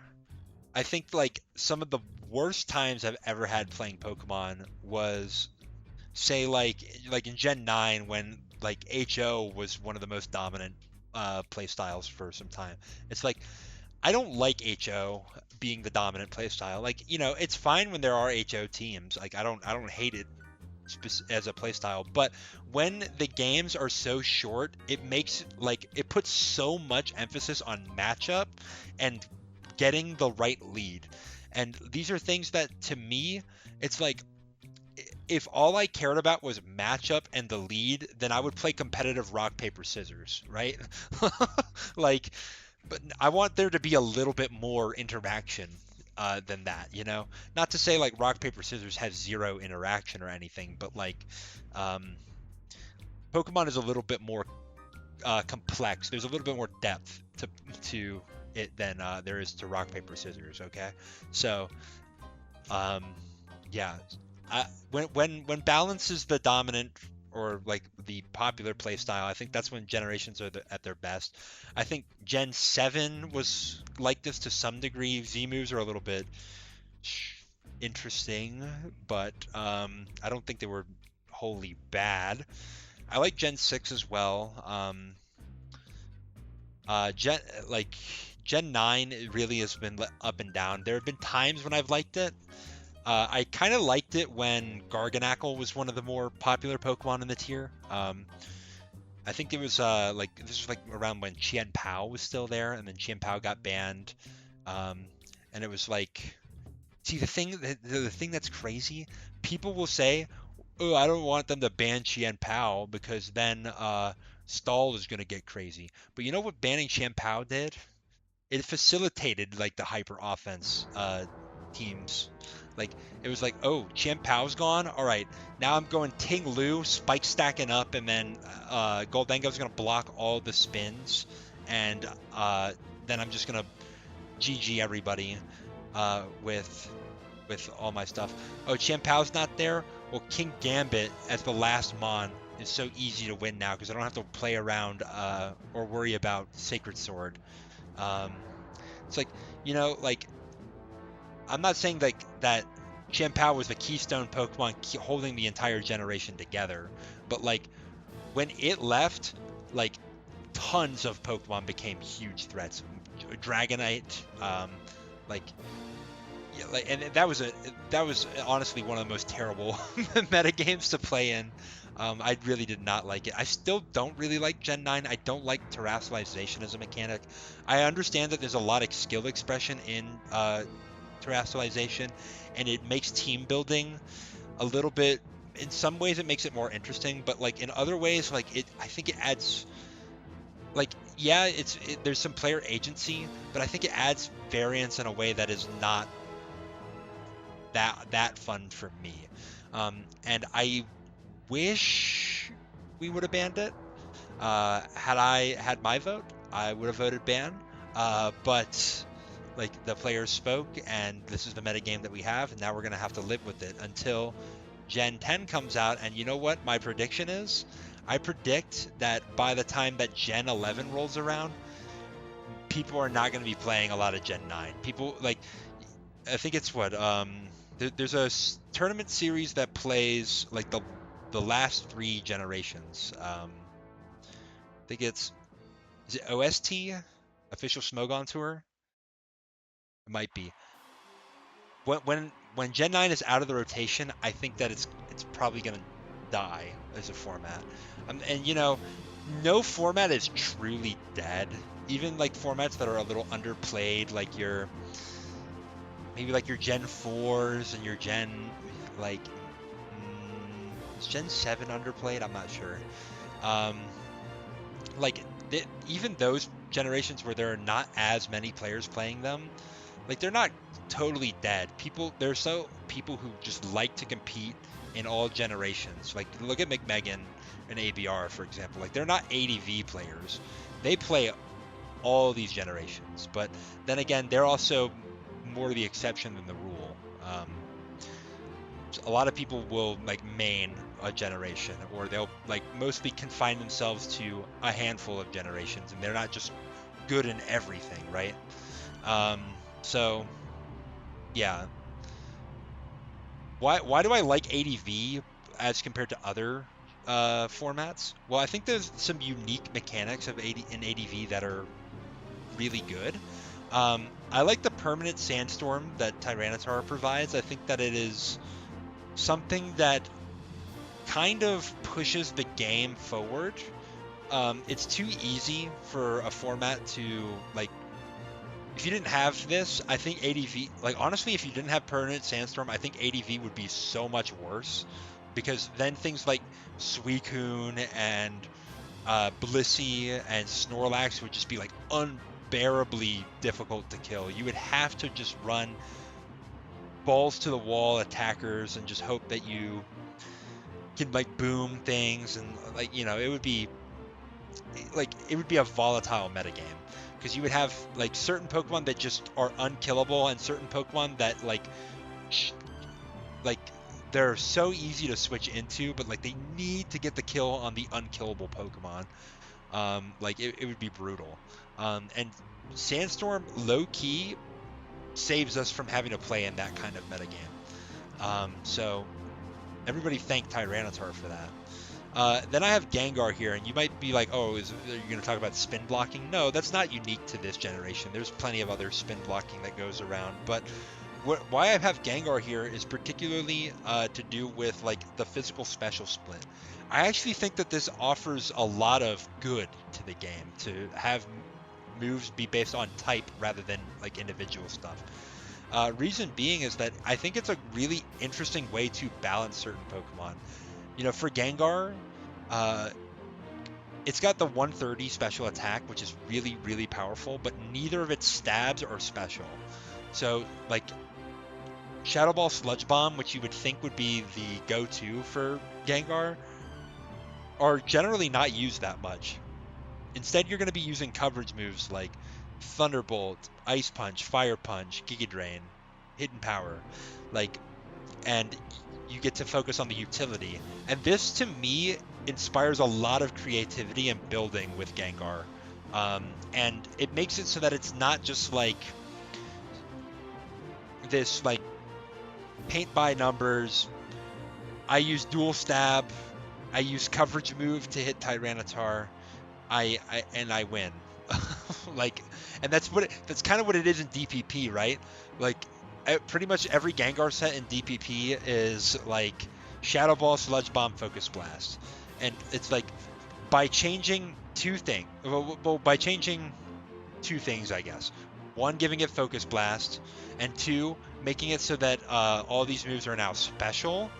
Like, you just completely like killed the nuance of Gengar, because it's like, well, now I'm just going to use like the most powerful attacking moves and just call it a day.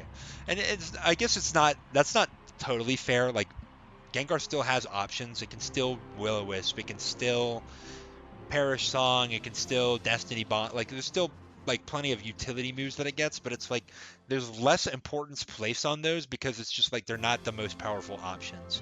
And I think when you have restraint like this, you inspire innovation. And then the last thing I have Unown here, and you're saying like what, like Unown Big Five, like that's what you love about ADV? No, I love Hidden Power and how it works. It gives a coverage move to every Pokemon. It's like the problem with, again, the physical special split is that Hidden Power becomes a special move, and now every physical attacker just got nerfed by virtue of that.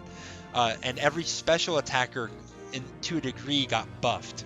Because it's like, okay, well, like, I liked using, say, like, Hidden Power Bug on Tyranitar to give myself a move to hit Celebi. Really, really strong. I mean, Tyranitar is maybe not the best example because now Crunch and Pursuit are physical, which is another thing. Like, physical Pursuit completely dunks on Psychic types. Whereas when it was a special attack, like, okay, Psychic types took a lot of damage, but like they could maybe survive one. So, like, take Gengar for example, because of its certain stats, it can survive a pursuit. But if Tyranitar's pursuit was physical in this generation, then kiss your ass goodbye. Like, you're done. It's pretty bad. You could just like spam pursuit through the Will-O-Wisp if you want as well. Like, forget it. But Hidden Power, like, it gives every Pokemon a chance to have a coverage move to handle some Pokemon that are too tough. And yeah, I know that it kind of like screws Pokemon like Quagsire, who have that ×4 weakness, who otherwise could be decent maybe if there wasn't so much prevalence of Hidden Power Grass around. But like, Swampert is still one of the best Pokemon in the format, despite the fact that everything runs Hidden Power Grass. Celebi is still one of the better Pokemon in the format, despite the fact that everything runs Hidden Power Bug. Like, it's a good way to keep some otherwise really strong Pokemon in check. It's a good way to give every Pokemon a like a usable move, and I think it's pretty well balanced as well, being 70 base power. Like that's not every Pokemon wishes they had a stronger coverage move than that, but 70 base power is enough to be threatening at the very least. So I think that's really good. And I love it in this tier. I know it's kind of works the same way in GSC to some degree, but I think there are other mechanics in ADV like EVs and abilities that I prefer to what GSC has to offer. Not to say that I think GSC is like a bad format or anything. It's just not my cup of tea.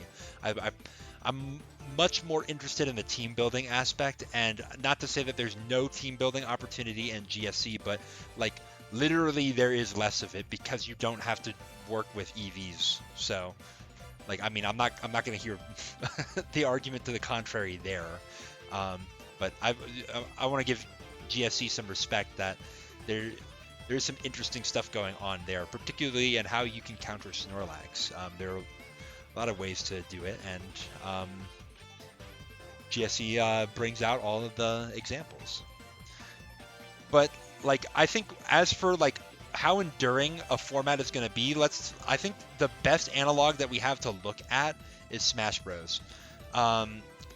So I don't know how much you guys know about Smash Bros. If you're watching this. I'm going to assume that you know a little bit, like that you know that there are multiple games in the series and that they get played in tournaments, and some of them, like some of the older titles, still get played. In particular, Melee is still very popular. I don't know if it's more popular than like the current game, which is Ultimate. My guess is probably not, but like it is always going to be the second most popular at the very least. And the reason why, so I think there are a lot of reasons. One, it's just mechanically rich. Like it has things that other Smash Bros. Games don't.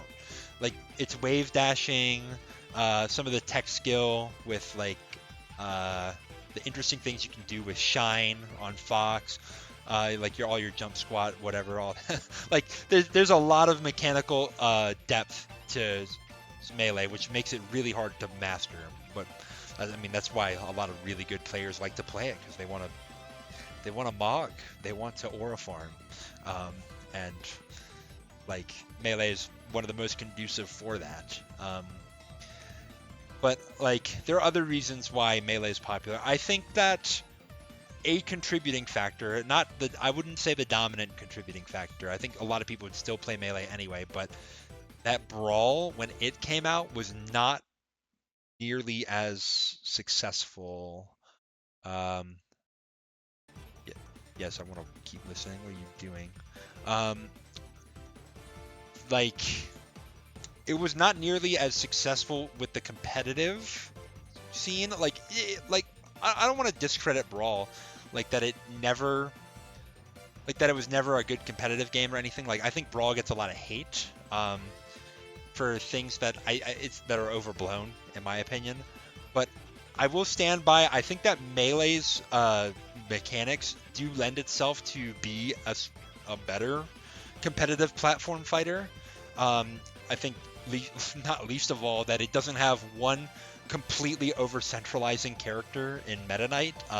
Meta Knight, everybody has to have a character that is everybody either has to be able to play Meta Knight or play a character that beats Meta Knight in order to succeed in Brawl. If you don't have one of those two, you're never getting anywhere, because Meta Knight is just that dog. So, whereas in Smash Bros, yes, you have to be good against Fox, otherwise you're not getting anywhere. But you have to be good against Falco. You have to be good against Jigglypuff. You have to be good against Mars. You can't just be you have to be good against everybody. You have to practice matchups, and that's part of the reason why I think Melee is really good. It's actually pretty well balanced. Yeah, you have Bowser, Pichu, Kirby, some of the worst performing characters in the entire series. They're dog, they're awful. But your mid-tier characters, all of them are pretty usable, and if you're skilled, you can beat people who are playing higher tier characters. You know, a skilled Roy could beat any Fox. Okay, I don't know if that's true, unless your name is literally Zane. But yeah, no. This is a really interesting sort of comparison here. I think in that in some ways Gen 3 is like Melee. I know that Jim Cool has a video about this, but at the risk of rehashing things, like, you know, Gen 4, like, not to say that Gen 4 is the brawl of competitive Pokemon, but like Gen 4's got some jank that people don't like. People don't like Jirachi 60% Iron Head flinch chance. People don't like people don't even like Gyarados Waterfall 20% flinch chance. Because like in a sense, Gyarados is a little bit more dangerous because it's got that Dragon Dance, so it gets itself into 2-hit KO thresholds a lot more easily than Jirachi does. And if you're 2-hit KOing something and you have a 20% chance to flinch it, versus you are 10-hit KOing something, you have a 60% chance to flinch it. Like, Gyarados is going to win more of those matchups that it shouldn't than Jirachi does. So, like, keep that in mind, right? And like, you know, some people don't like that there's a physical special split, you know? I think that there's, you know, there's some good things and some bad things, right? Pokemon like Weavile / Sneasel are terrible in Gen 3, or would be terrible in Gen 3's mechanics, because they're designed to be physical attackers, and like, you did not give them good physical moves at all. But like, I think like, it goes the other way as well. Like, Gengar now is like, well, Gengar just lost a lot of its intrigue, because like now it's just going to run dual stab focus blast all the time. But yeah, so like, you know, when people are not satisfied with the sequel, they'll go back and play the prequel, right? And I think that there's a little bit of that happening both with Melee and with ADV. I don't think that's the dominant reason why. I think that, you know, we all like these games for the mechanics that they have, and ADV, I think the question for whether it will be enduring, like, you know, 10 years from now, would we still be playing ADV? Like, well, there have been people who have been playing ADV for the last 10 years, even for the last 20 years. So those people, I think, are going to still be playing as long as they're able to. 10 years from now, I would love to be playing ADV. If I still feel the same way I do about ADV right now, I would be playing ADV 10 years from now.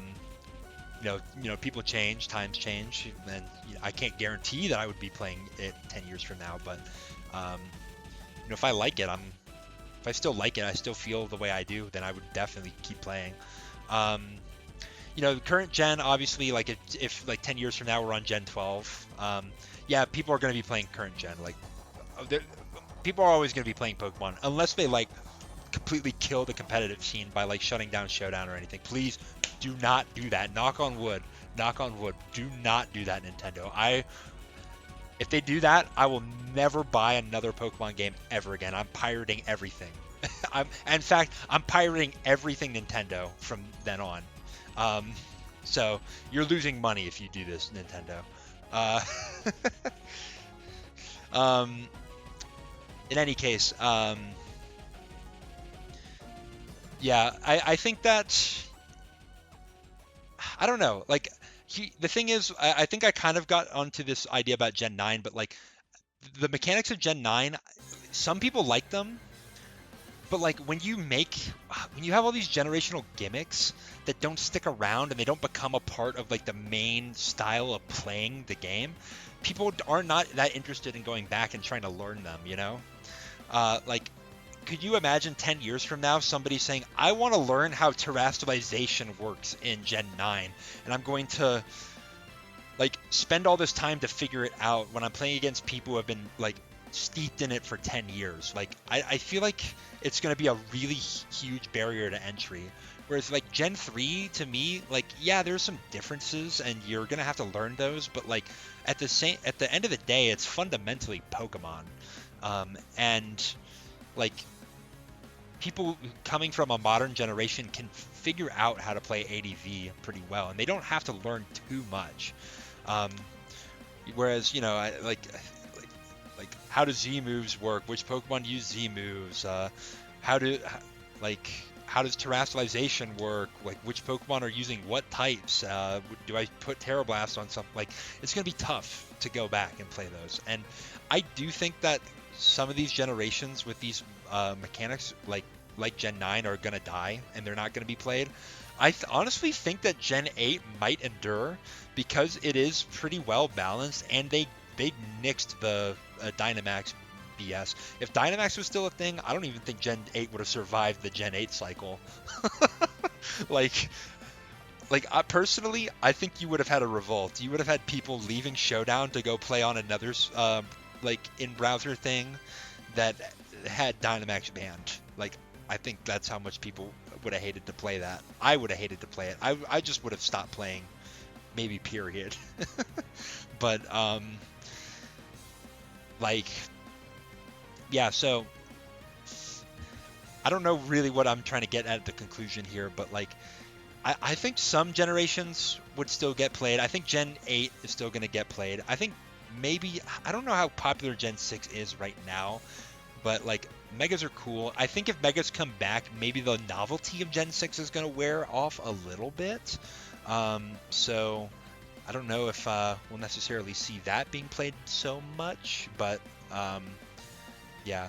And I think another thing that grows these is just like the tournament slash content creator scene. Why is Melee so big? Well, because there are some crazy big tournaments for it.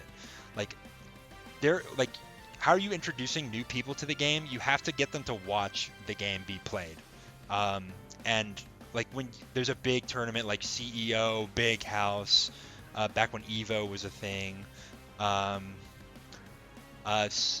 Super Smash Con, like all these big tournaments, and like crazy things happen and people share it online. Like that's how you introduce people to the game. And it's like, oh, like I like playing Smash Ultimate and I saw something crazy happen in Melee. I'm interested in that. I want to go play that.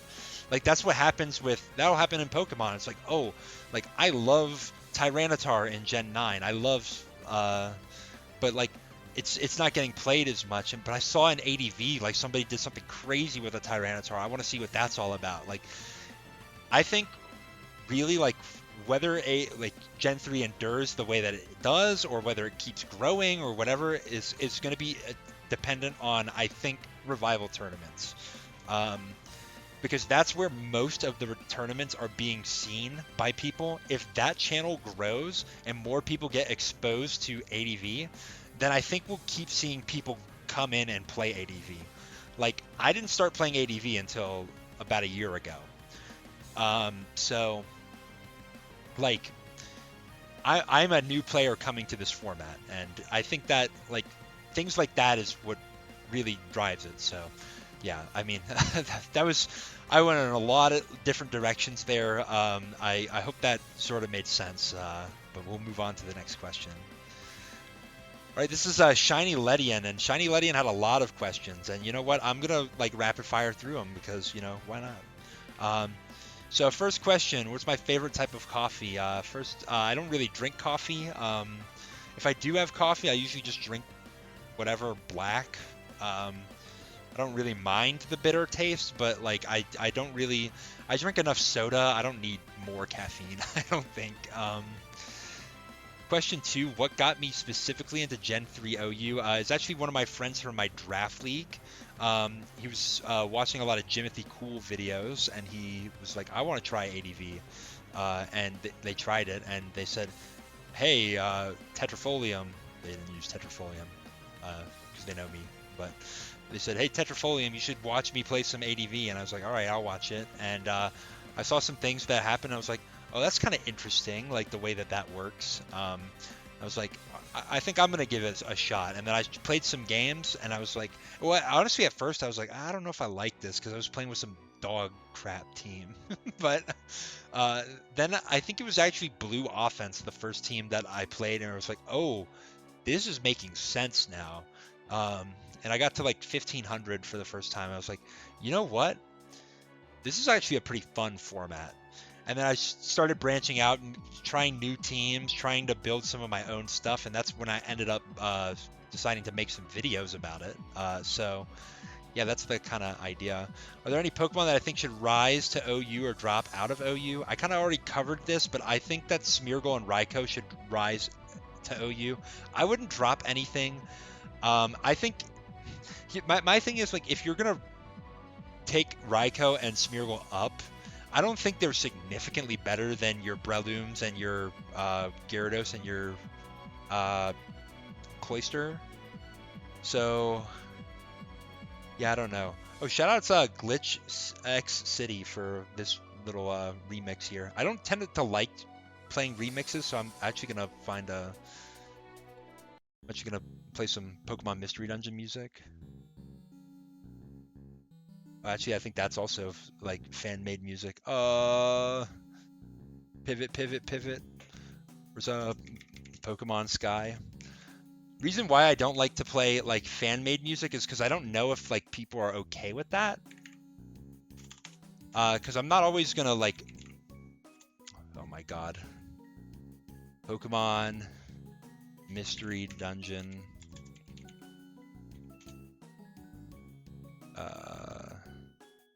Sure. Ooh, the Nightmare. That's kind of an interesting dungeon. In any case, yeah, I don't necessarily like playing people's fan-made music because I don't know if like I didn't get permission to play it. I'm not like always shouting them out per se. Like on occasion I will, and I hope that it's okay. But I think I'd rather just play like the official stuff and like hope. I'm sure Glitch X City is not going to ask me to take down my video because I played a little bit of her. I think her is her pronouns. Music, but I digress. Yeah. So anyway, Smeargle, Raikou, I think I'd bring them up, but like I don't think they're significantly better than Breloom, Gyarados, Cloyster. So like if I was gonna drop those Pokemon, then like why would I push to get Smeargle and Raikou up? Like, because I'm not even convinced. I'm not convinced that Smeargle is better than Breloom, and if I'm saying Smeargle deserves to go up to OU and Breloom deserves to go down, like that's not very consistent with my take. But yeah, I think I already kind of said that before, but I'll just rehash it here. Shiny Ledian asked, do I think that Zet's hyper offense is better than any team that I've built? I mean, I'm telling you, I think that Electabuzz Rock Spam is better than Zet's hyper offense 2.0. Why? Well, because Electabuzz is better than Jolteon. Duh. I mean, that's not entirely true. I mean, I think I've got a lot of teams that have some problems. And I think I want to talk about some of those teams and why they have some problems. Zet's hyper offense is not a perfect team by any stretch, but it was made by. Okay, I mean, I'm not gonna take credit away from Zet's at all because Zet's, from my understanding, had the concept for this team, but he was talking a lot to Benji, who is a really good team builder, to help build that team. For me, I didn't have Benji like build. Oh, well, I had Benji help me build one team that I used in a video. That would be the Metal Sound Zapdos team. I came up with the concept. Well, and I'm not the originator of the concept of Metal Sound Zapdos, but I said I want to use Metal Sound Zapdos on a Celebi team. Here's what I've got.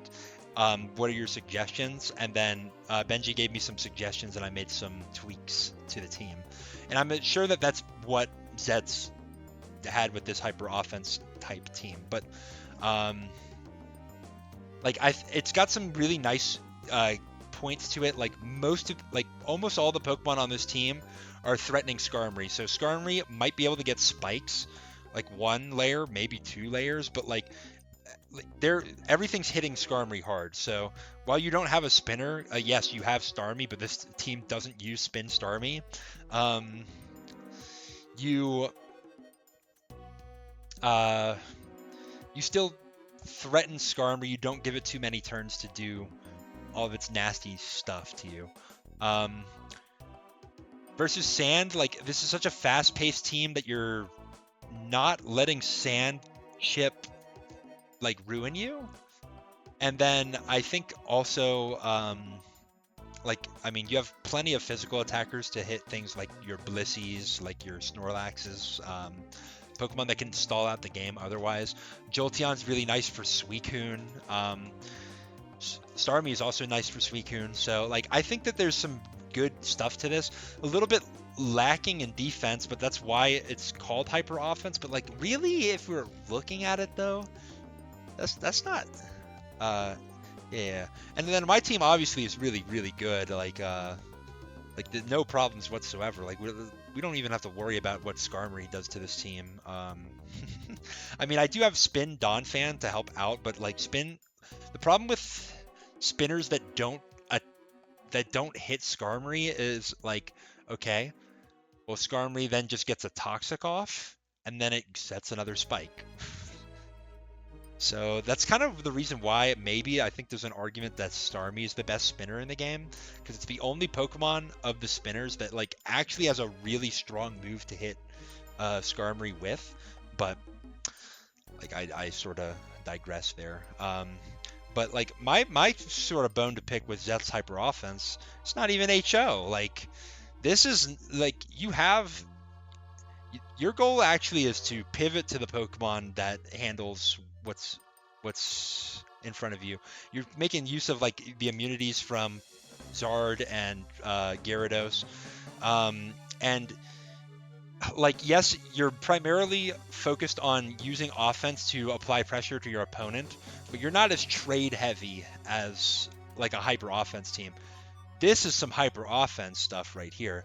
Like, this team, we got no defensive backbone. We trade, or we kill and we die. Like, live by the sword, die by the sword. That's what HO is all about. And this is probably more in line with that. And now, whether a team is HO or not, or whether it describes itself as HO when it's not really, is not really a matter of like how good the team is. But I just want to note that there. Maybe I'll talk about like more about the archetypes a little bit in a future video. But as for like, do I have teams that I think are worse than Jets hyper offense? Yeah, like not all my teams are bangers. Some of them have some problems. I think this Venusaur team might be one of the worst ones I've ever built. And it's like, in concept, it doesn't look that bad, because it's like, well, it's just like Venusaur with the sleep support against like and with like 5 good Pokemon in the back. But like your Charizard matchup is not great. Like, Suicune is really tough for this team. Like, Suicune's really, really tough for this team. Snorlax can be pretty tough. Blissey to some degree. I mean, you have some physical attackers in here that can do some work, and Venusaur's got Leech Seed to force Blissey to switch. But like, you know, I think that this Venusaur team we could do better, and maybe we will at some point. But as it stands, like, this like fucked up version of El Clasico is not it. Yeah, so yeah, I think I've built worse teams than Zet's hyper offense, but I also think I've built some better teams. And you know, you can have a debate in the comment section whether you think that Electabuzz Rock Spam is better than Zet's hyper offense. Which Pokemon name in French is better, Ronflex or Tyrannosif? Ronflex, of course, being Snorlax, and Tyrannosif being Tyranitar. Well, I mean, clearly, Vive le Ronflex. And I'm about to say some French here, so McMegan, if you're watching, you can just skip ahead, because you don't need to hear all of this. But I went through and looked at some of the other French names of Pokemon, and I picked out some ones that I thought were cool. I like Melodelph for Clefable. Rondudu is also really funny for Jigglypuff. Krabos is Krabos is awesome for um, Kingler. Like honestly, if it was called Krabos in good old American English, then I think that would be a sick name. But Krabos for the French is cool. Ledian for just shout outs to Shiny Ledian who's asking the question. Coxyclack, I think that's really cool. And then Mischievous is another one that was interesting to me. This one I'm gonna mess up. Um, Faufilev, I think. I know that Faufilet is the will o' the wisp. And Rev Rev Reve, I don't know how to say that, is dream. So like it's kind of like a portmanteau of those two. So like Misdreavus in French kind of means dream wisp, which I think is a really cool name for this Pokemon. Uh, Salamence just goes hard. It's Dratak. It's just like in English that would mean like attack dragon. Like that's awesome as hell.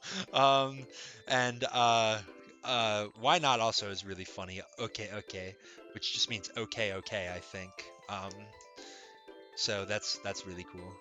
Ooh, Star Cave, I love this soundtrack. Um, what modern gen mechanic or item would I like to see in ADV OU? I kind of thought about this, and it's like, I don't know. I like the mechanics of ADV a lot. I mean, maybe Gen 7 crits would be a little better, but when you said item, I was like, oh, what item could be good here? And like, there's like choice scarf, choice spec, stuff like that, but like, forget all that. I think what would be really interesting is this guy, the air balloon. You're like, what does air balloon do? I only play Gen 3. I don't know what this is. So air balloon is an item that makes you immune to ground type moves. It would also make you immune to spikes and Doug Trio trapping. You're like, well, that sounds broken as hell.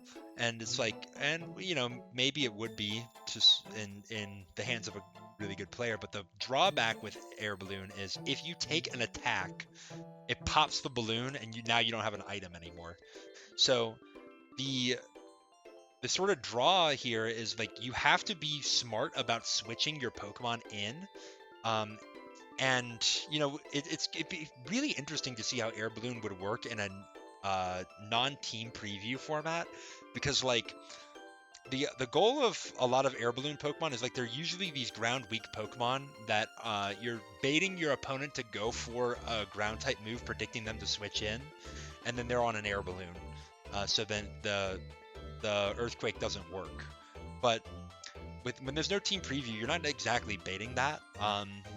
But this could be really interesting as a way to get a Pokemon in without and not take spikes damage, or have a Doug Trio weak Pokemon that doesn't immediately lose to Doug Trio. Like something like Raikou could make a lot of good use out of something like this, I think. And yeah, I think it'd be kind of interesting. I'd love to see how it would work. I think leftovers would still be the most dominant item, of course, because of the permanent sandstorm, and I'm kind of okay with that. But air balloon could be interesting to innovate some offense teams. And then Shiny Ledian also asks, do I think I could beat Zets in a fight? I don't. I assume you mean like a real life fist fight or something of equivalent. Like if you meant like in a Pokemon match, like oh for sure I'd smoke him. No, I mean I'm joking. I think it would depend on the matchup a little bit. I mean I'll say citing as evidence for Pokemon, I think I have a higher ladder peak than Zets does, and I think I'm higher on the ladder right now. So that would suggest to me that perhaps I'm a stronger player, but I don't think that that's the long and the short of it. I think there's still more nuance to be had, and like like anybody could beat anybody in Pokemon. Like if you have the right matchup and the right luck, like you who's listening to this right now could just beat ABR in a game. So like,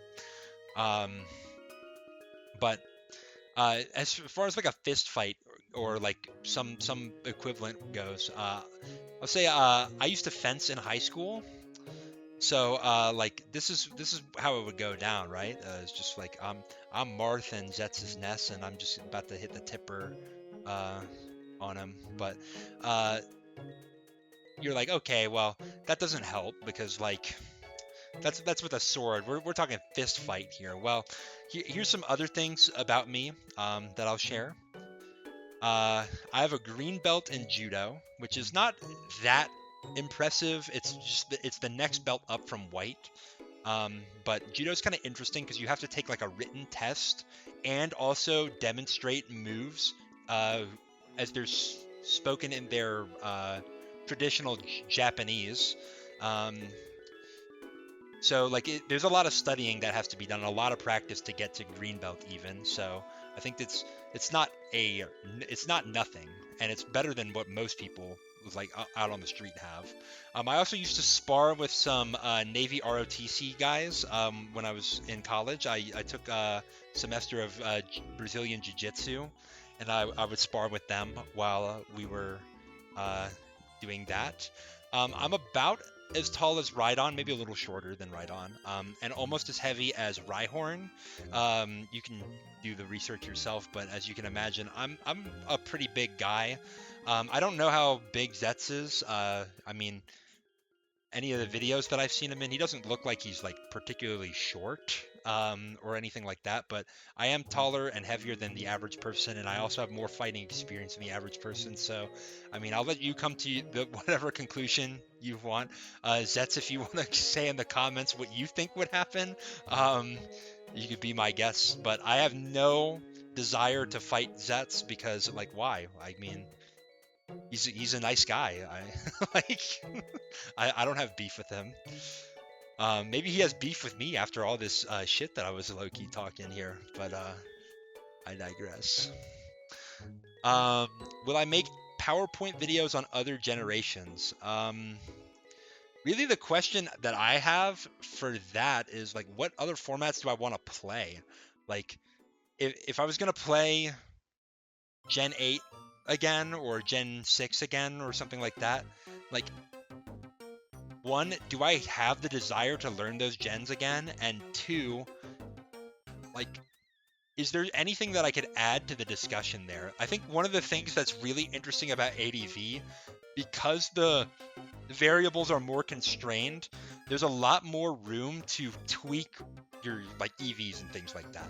I don't have to run 252 speed on everything because there aren't as many Pokemon that have the same speed stat. Whereas in like by the time of Gen 6, it's like, okay, well, you have you got a 90 base speed Pokemon. All right, well, there are like 10 other meta relevant Pokemon that have that same speed stat. And being slower than any one of them absolutely destroys your matchup. And another reason is because there are so many coverage moves in modern gens now. Um, but in any case, like it's like most of the time the optimal spread for Pokemon is just max, and you know there's some tweaking going on. Like you can have a little bit of mixed bulk. You could have you could cheat a little bit on speed, etc., etc. But there's not as to me there's not as much to really say. Maybe I would feel differently if I tried to learn them more and I understood some of the nuanced differences that have come up over the years. But like, I don't know. I'm not that interested in doing it right now. Maybe if I ever get like the itch to play like some format that I haven't tried before, like Gen 4 OU, or like if I was like, I want to play some Gen 9 Ubers, or I want to play some more Nat decks or something like that, then maybe I could be interested in doing that. I probably will play Gen 10 when that drops, and then depending on how much I like that, I may do something like this for Gen 10. Could be an option. But like right now, I don't know. I really like ADV. I think there's still a lot more I can say about it, and I'm not that interested in pivoting to a different project while I'm like working on ADV, you know? Um, so I'm not ruling it out, but I'm not I wouldn't expect it in the near future or anything like that. White herb, green herb, white smoke. I don't know why I wanted to say white herb, green smoke. White herb is an item, so maybe that has something to do with it. But green herb, white smoke asks, what's the greatest set in ADV history, in my opinion? So I assume what you meant by this is like a tournament set. And to that, I have to say, like, I don't have a lot of tournament watching experience. Like, I've only been keeping up with tournaments since like Gymvitational 1. So, which is like not that long ago. I think that's like about a year ago at this point. So it's kind of hard for me to say what the best of all time was. I liked, I can't remember who BKC was playing in 2016 World Cup of Pokemon, but where he brought that Choice Band Jirachi team. I thought that was really interesting, and that was essentially the team that I used for that video that was about Doom Desire. But one of the best ones that I've seen in recent memory, or at least that I could think of, would be like ABR versus Jumpy in ADV Revival 2. That was the semifinals match. Both of these players are very good. Of course, I talk about ABR a lot, but honestly, as you should, because ABR is probably the best player in the format right now. Maybe the best player of all time? I mean, there's a lot of great arguments. I think McMegan's probably got the best argument. I don't know, though. Like, H-Clat's really good. M-Dragon was really good in the prehistoric era. But like, I don't know. But like this was an insane series. AVR in particular was making some ridiculous plays. Like, there was a Jinx versus Arrow lead in game 1, and like, you would not believe what happened on that one. I didn't believe it when I saw it. In game 2, like, ABR had to play like very, very carefully, because like basically, I think, so there might be some slight spoilers here, so you should watch the set if you don't want to get spoiled on it. But this is like a game or a set that was played like almost a year ago, so you've had plenty of time to go watch it. Like, basically, it seemed like ABR was gonna lose game 2 to a Suicune, but like the way that he was able to just pivot around and get his Claydol in and threaten the boom to force the Suicune to switch out, like, that was beautiful. Like, that was a great game. And then the third game, Fortress versus Mence lead. I was like, what? And then like what happened in that lead is also crazy. And then ABR had Donphan on his team, and like, you would not even guess a spin blocker either. Like, he was cooking, like, with some crazy ass team. And like, low-key, he's doing damage to the format. He's doing damage to the minds of new ADV players, making them think that you could run for a Donphan, like, random-ass ghost type, and get away with it. Well, I mean, well, granted, honestly, it felt like a throwback almost. Like, Fortress, Donphan, and that ghost type, I think that used to be like a team structure back like in the early days of Gen 3, like the net battle days. But like, I don't know, like, this is some just crazy stuff going on in this game, in this set. So I would recommend you do that. Now, if you're asking me like what's the greatest set, as in like what, like a Pokemon set, that's kind of tough. I think bulky DD Tyranitar is really innovative. Like, it identified that there was a problem, that Tyranitar like is too easily switched into by Dugtrio and stopped in its boost. But if you DD on a switch to Dugtrio and you have the bulk to live in Earthquake, and then you DD again, well then all of a sudden now you're in the driver's seat. And I think like stuff like that is really cool. And whoever came up with that idea for the first time must have thought like they were the goat. I would think I was the goat if I came up with that. Um, but like I think that's a really good one. I like bulky Super Rachi as well. Super Rachi having 3 attacks plus Calm Mind. But instead of running so much speed, I like to run some bulk on it. Particularly for like Aerodactyl, Dugtrio, Earthquakes. I think that's a really great set that not a lot of people talk about. But yeah, I think this is what you meant. So I hope this was a decent answer. Like I don't know all the great tournament replays. I think you should watch BKC if you're interested in seeing some other great games in ADV history. McMegan's got some great games. I would definitely check out their tournament replays, but I digress. Jackson4 says, not a question but a video idea. Maybe some content on different play styles. Showing off a variety of teams within a play style, analyzing how each team accomplishes this goal.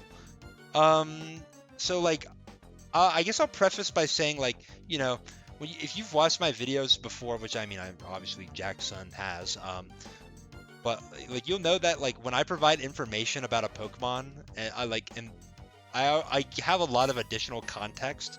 Like no, like this Pokemon in ADV video is ever really just about that Pokemon. Like when I talk about like Electabuzz, like I'm talking about all the electric types in ADV. I'm talking about like the speed tiers of certain Pokemon that Electabuzz is noteworthy against. When I talk about like Charizard, I'm talking about all the base 100 speed Pokemon and how they hit each other and all that type of stuff. Like when I talk about Blaziken, I'm talking about what mixed attacking is like and what other mixed attackers there are. And like, you know, but I guess one of the elements that I am missing that you are asking about is like commenting on a playstyle. Like if I use a like a CM pass team, like I did with like my Jinx video, for example, or like I did with my Zapdos video, I'm not really commenting on like what are the other Pokemon that could run on this type of style. What Pokemon have certain advantages? What do they do for certain matchups if you choose this one over this one? And I would say like one of the just shouting back out that one of these content creators, Oof Maxima, does a pretty good job at talking about this. So like when he makes a video about Fortress, the way that he goes about it is he's looking at Fortress, what it can do, and then he's talking about like here are the team structures that it fits on, and you could use these Pokemon, and like these like they fit with Fortress in this way. And like I think that's a little bit more what you're asking for. And I'm not saying like, oh, just go watch Oof Maxima because I'm not interested in making that. But like I definitely could get around to stuff like that. I think I'm still a little more interested in doing like a particular Pokemon, building a team for them, and then showing off how that works, and then taking a long time to explain some other things that the Pokemon does. Because I'm not Vapicuno, you know. I just got a comment actually that says I am the next Vapicuno. That's crazy. I'm not the next Vapicuno, but like Vapicuno does a lot of content like that, particularly on Smogon posts, talking about like here's an archetype, here are the like 9 or so Pokemon you could use in this archetype. So I don't know. I guess really what I'm getting at is I feel like other people have done it, but also like I'm a little more interested in doing something else. But also I could do that. Like when I'm running out of Pokemon to talk about, I'm gonna have to figure out what to do. Like it's not a series that can go forever, right? Like eventually I'll have talked about all the Pokemon that there are in ADV, and there's only but so much I can say about all of them. It's finite, you know. And then I'm gonna have to figure out what else to do. And I could do something like this, where it's like, here's CM Pass, here are the Pokemon that are good on it, and here's the advantages, and here's what I like about them, and here I was able to achieve this ladder rating with this particular version of it. And you know, I could do that. I think one thing I could do maybe like with the current content, sometimes I will build teams and then I'll make changes to them while I'm testing them, and I don't necessarily talk about the changes too much, because a lot of times when I change something, it's because something was really bad. But maybe I could put a little bit more emphasis on like, oh, originally I had this Pokemon on the team, but I decided to change it for this because like I was not happy with this matchup or something like that. I'll try to incorporate a little bit more of this idea into what I could do. So thanks to Jackson for I'm pronouncing that weird because there's a period. Thanks to Jackson for giving me this suggestion. I'll keep that in mind. Snot Eater 666 asks, what are the top 3 creatures that I'd like to kiss on the cheek from ADV? I guess these 3. I mean, they're all pretty nice. They do their thing. For those of you who are not watching the screen right now because you're doing your laundry or you're at the gym or you're driving your car, I'm gonna significantly hamper your viewing experience by not even telling you what 3 are on the screen right now. You're just gonna have to use your imagination. You're gonna have to think about it. And no, resist the urge to pick up your phone and look at it. All right, you're just gonna have to sit not knowing what 3 are on the screen right now. You're just gonna have to think about it, and you can come back and comment later, and then after you comment you can come back and watch and see which 3 there are on the screen right now. And those of you who are just watching the video like you're looking at the screen right now, I guess you're just gonna be cursed with this knowledge. All right, and I think that was the last of the questions. Oh man, that was a long recording session. I'm gonna have to split this. I might have to split this up into a 2-parter. But like it's been fun for me. I will probably do this again at some point in the future, maybe when I get to 1,000 subscribers. But 500 is a big milestone. It's halfway to the YouTube partnership program, which, I mean, I don't know what I'm exactly gonna do with that. Like I'm not looking to make a career out of YouTube. I don't. It's not stable enough for me, and I'm also not interested in like doing all the things that I need to do to branch out to get a bigger audience. So at least not right now. So we'll see. But what's next for me? Well, right now I'm playing in Old Money 2. And I will let you know how I do after I'm out of the tournament. I'm not gonna win it. And this is just for me to test what I've learned so far. And if I get completely trounced, then I know like I need to get back to the drawing board, figure out how to play some like more consistent teams and do all that. And if I manage to make a run, then cool.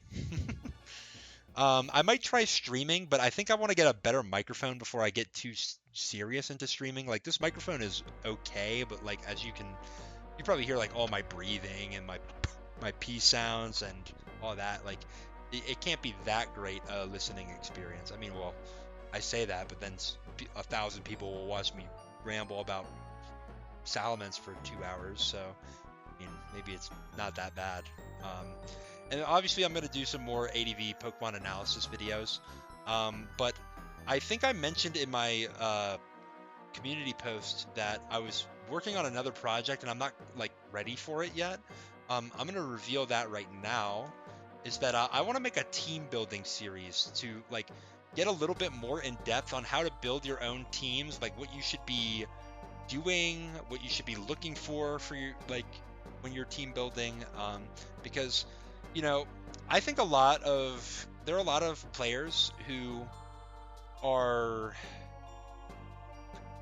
saying that they want to do one thing, like, you know, compete in tournaments and peak on the ladder and do stuff like that. And then they will build their teams, and they're like, the teams are not suited for that type of success, I'll say. And you know, I want to sort of establish a little bit of like a basic rules for team building, and then you can decide if if that's what you want to do, if that's helpful for you, or like say, you know what, Tetrafolium's a fraud who does not know what he's talking about, and I'm gonna unsubscribe. And you know, that's all of that is great. But I'm gonna need to, for one, put together some slideshow presentations for that. It's probably gonna be a multi-part series, and I also want to talk to some good team builders and get some of their thoughts as well, because I don't want to be like I like, this is kind of a scary thought. Like, I'm one of the most popular and active ADV content creators right now, which is scary. So I'm gonna try to take some responsibility there and not just tell you like, here's some bogus, and that's how you build your team, and then like all the top players are mad at me for like diluting the pool of players with some bad information. So I don't know. I don't think it'd be that bad. And if I really have some horrendous advice, then most of you are self-aware enough to know that I'm talking out my ass, basically. So my goal is to learn enough and to prepare enough to not be talking out my ass, though. So and that's why I didn't try to rush to get this project out. I'm going to take as much time as I need because I want it to be a good project. So in the meantime, I will be making some Pokemon analysis videos. I'll be working on that on the side, and then when it's ready, probably not when it's like all, like every part of it is ready, but like when the first part or two are ready, I will post, and you will be the first to know when you hit subscribe and click that bell icon. So that's been Tetrafolium. Thanks once again for 500 subscribers, and here's to 500 more.